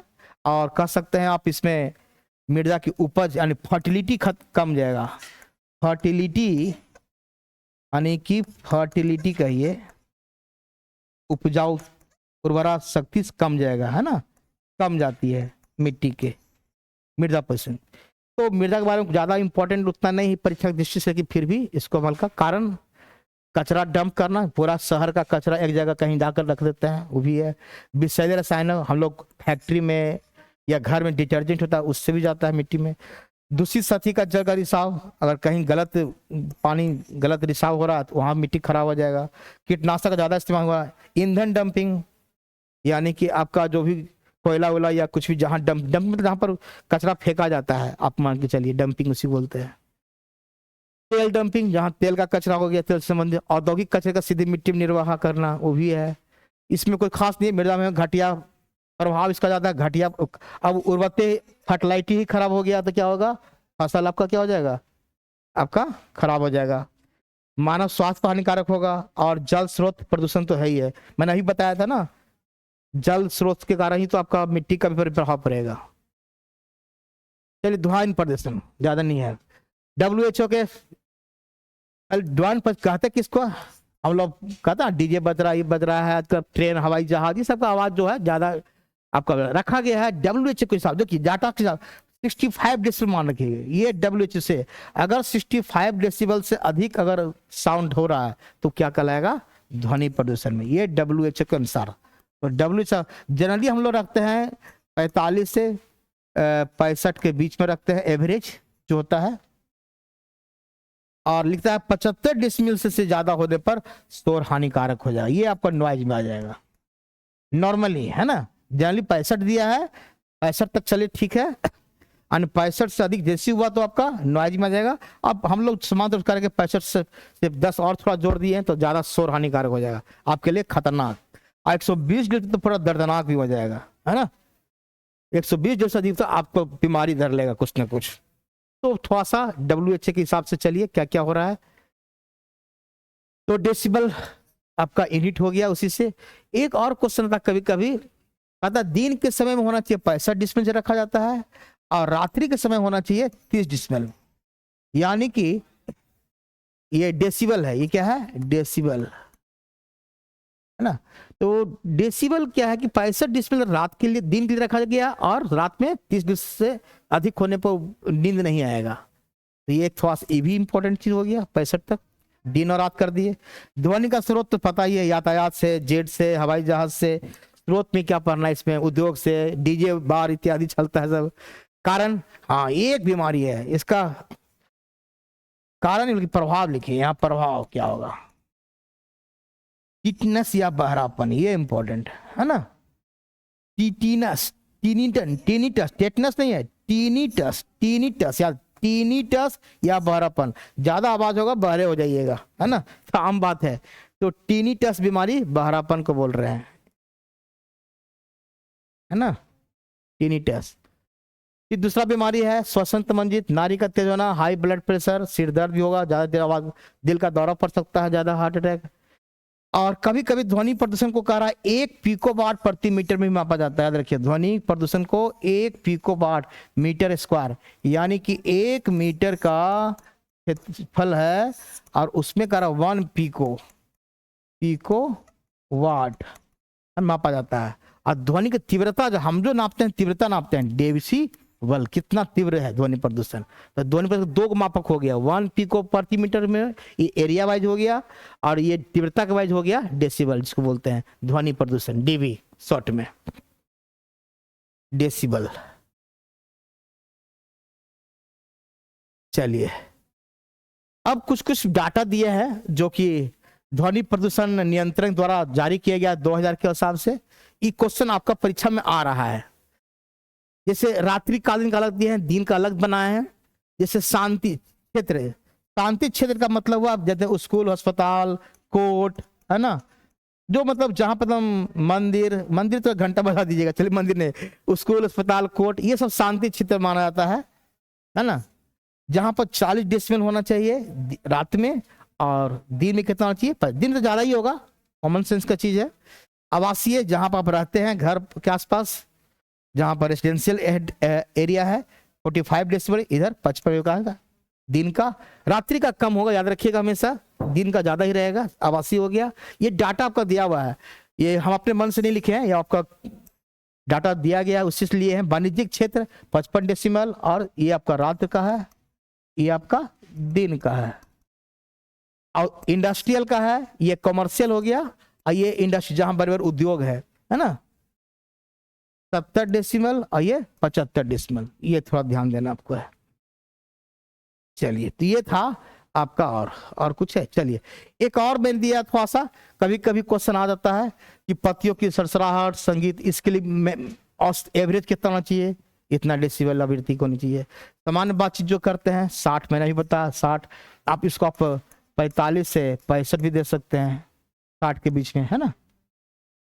भारी ट्रैफिक, जहां ट्रैफिक है, पूरा हॉर्न बज रहा है ना, वो 80 से 90 के बीच में।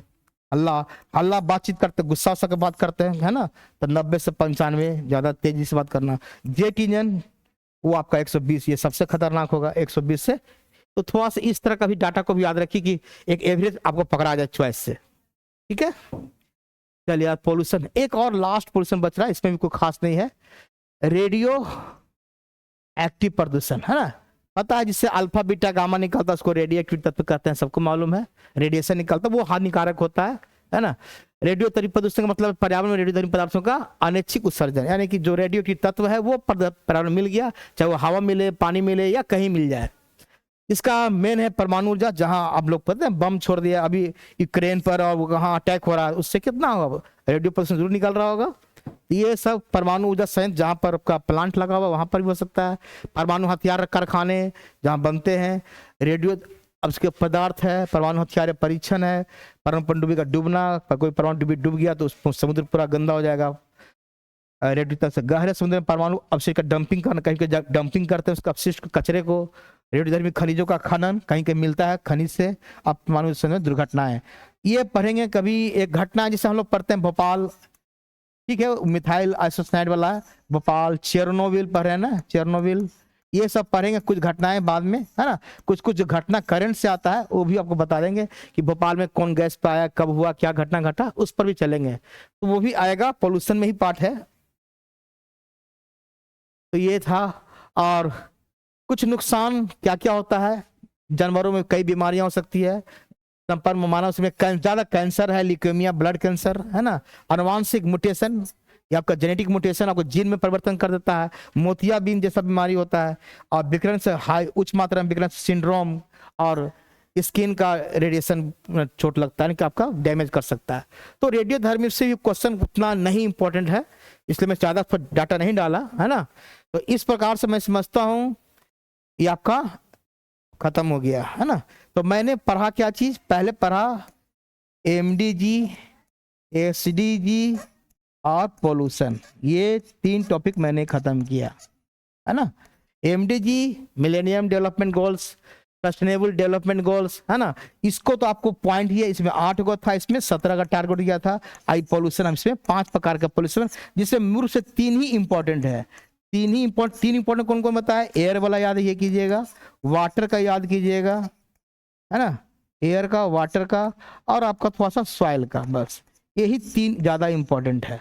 बाकी रेडियो एक्टिविटी उतना नहीं है। नॉइज भी, हाँ एक नॉइज थोड़ा सा देख लीजिए, स्वागत देकर नॉइज कर लीजिए बेटे, नॉइज से ज्यादा क्वेश्चन आता है, एक नॉइज वाला इंपॉर्टेंट है, रेडियो उतना इंपॉर्टेंट नहीं है, लेकिन फिर भी मैंने हल्का हल्का सब बता दिया है। और ये 1, 2 और 3 गो, ये 3 गो पर ज्यादा ध्यान देना है ना। तो इस प्रकार से मैंने ये कर दिया। चलिए धन्यवाद। जाके अब देखिए इसमें क्या बचा वो थोड़ा सा ले लेते हैं आपके लिए, है ना। कौन सी बच गया इसमें, 4 टॉपिक था, थोड़ा लंबा हो गया, कोई बात नहीं है, थोड़ा सा समय कम है।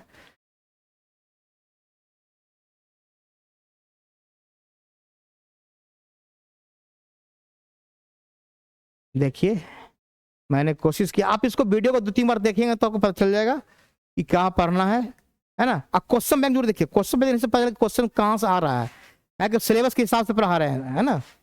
देखिए इसमें यही टॉपिक में चल रहा है, इसमें मैंने ये खत्म किया, ये खत्म। अभी प्राकृतिक संरक्षण पढ़ना है, उसे पढ़ेंगे। प्राकृतिक में आपका रिन्यूएबल, नॉन रिन्यूएबल पढ़ाई बताए, ईंधन, जीवाश्म ईंधन, है ना, जो आपका नॉन रिन्यूएबल में आता है। ऊर्जा का स्रोत पढ़ेंगे, उसी में स्रोत पढ़ेंगे। फिर प्राकृतिक जोखिम, आपदा, कोई आपदा जो आया है ना, जिसके बारे में, जिसमें आपको बताया ना, अभी भोपाल गैस, चेरनोबिल अभी पढ़ेंगे। और पर्यावरण संरक्षण संबंधी कुछ समझौता अधिनियम, है ना, कुछ जो एक्ट है, जो नियम बना है, कुछ संधि हुआ कई देश, या कुछ सम्मेलन कहिए, समझौता साथ सम्मेलन, कहीं कहीं जैसे क्योटो सम्मेलन पर, रियो सम्मेलन, है ना। तो वो सम्मेलन सब पढ़ना जो आपको सिलेबस में दिया हुआ है, पूरा नहीं पढ़ना जो सिलेबस। तो 1, 2, 3 ये अगले वीडियो में ये खत्म हो जाएगा आपका 3 गो, ठीक है, कर देते हैं। चलिए धन्यवाद। और इसको दोबारा 1-2 बार पढ़िए, बार बार रिपीट कीजिएगा तो आपको ज्यादा बेनिफिट करेगा। अब बहुत कम समय बचा है, ठीक।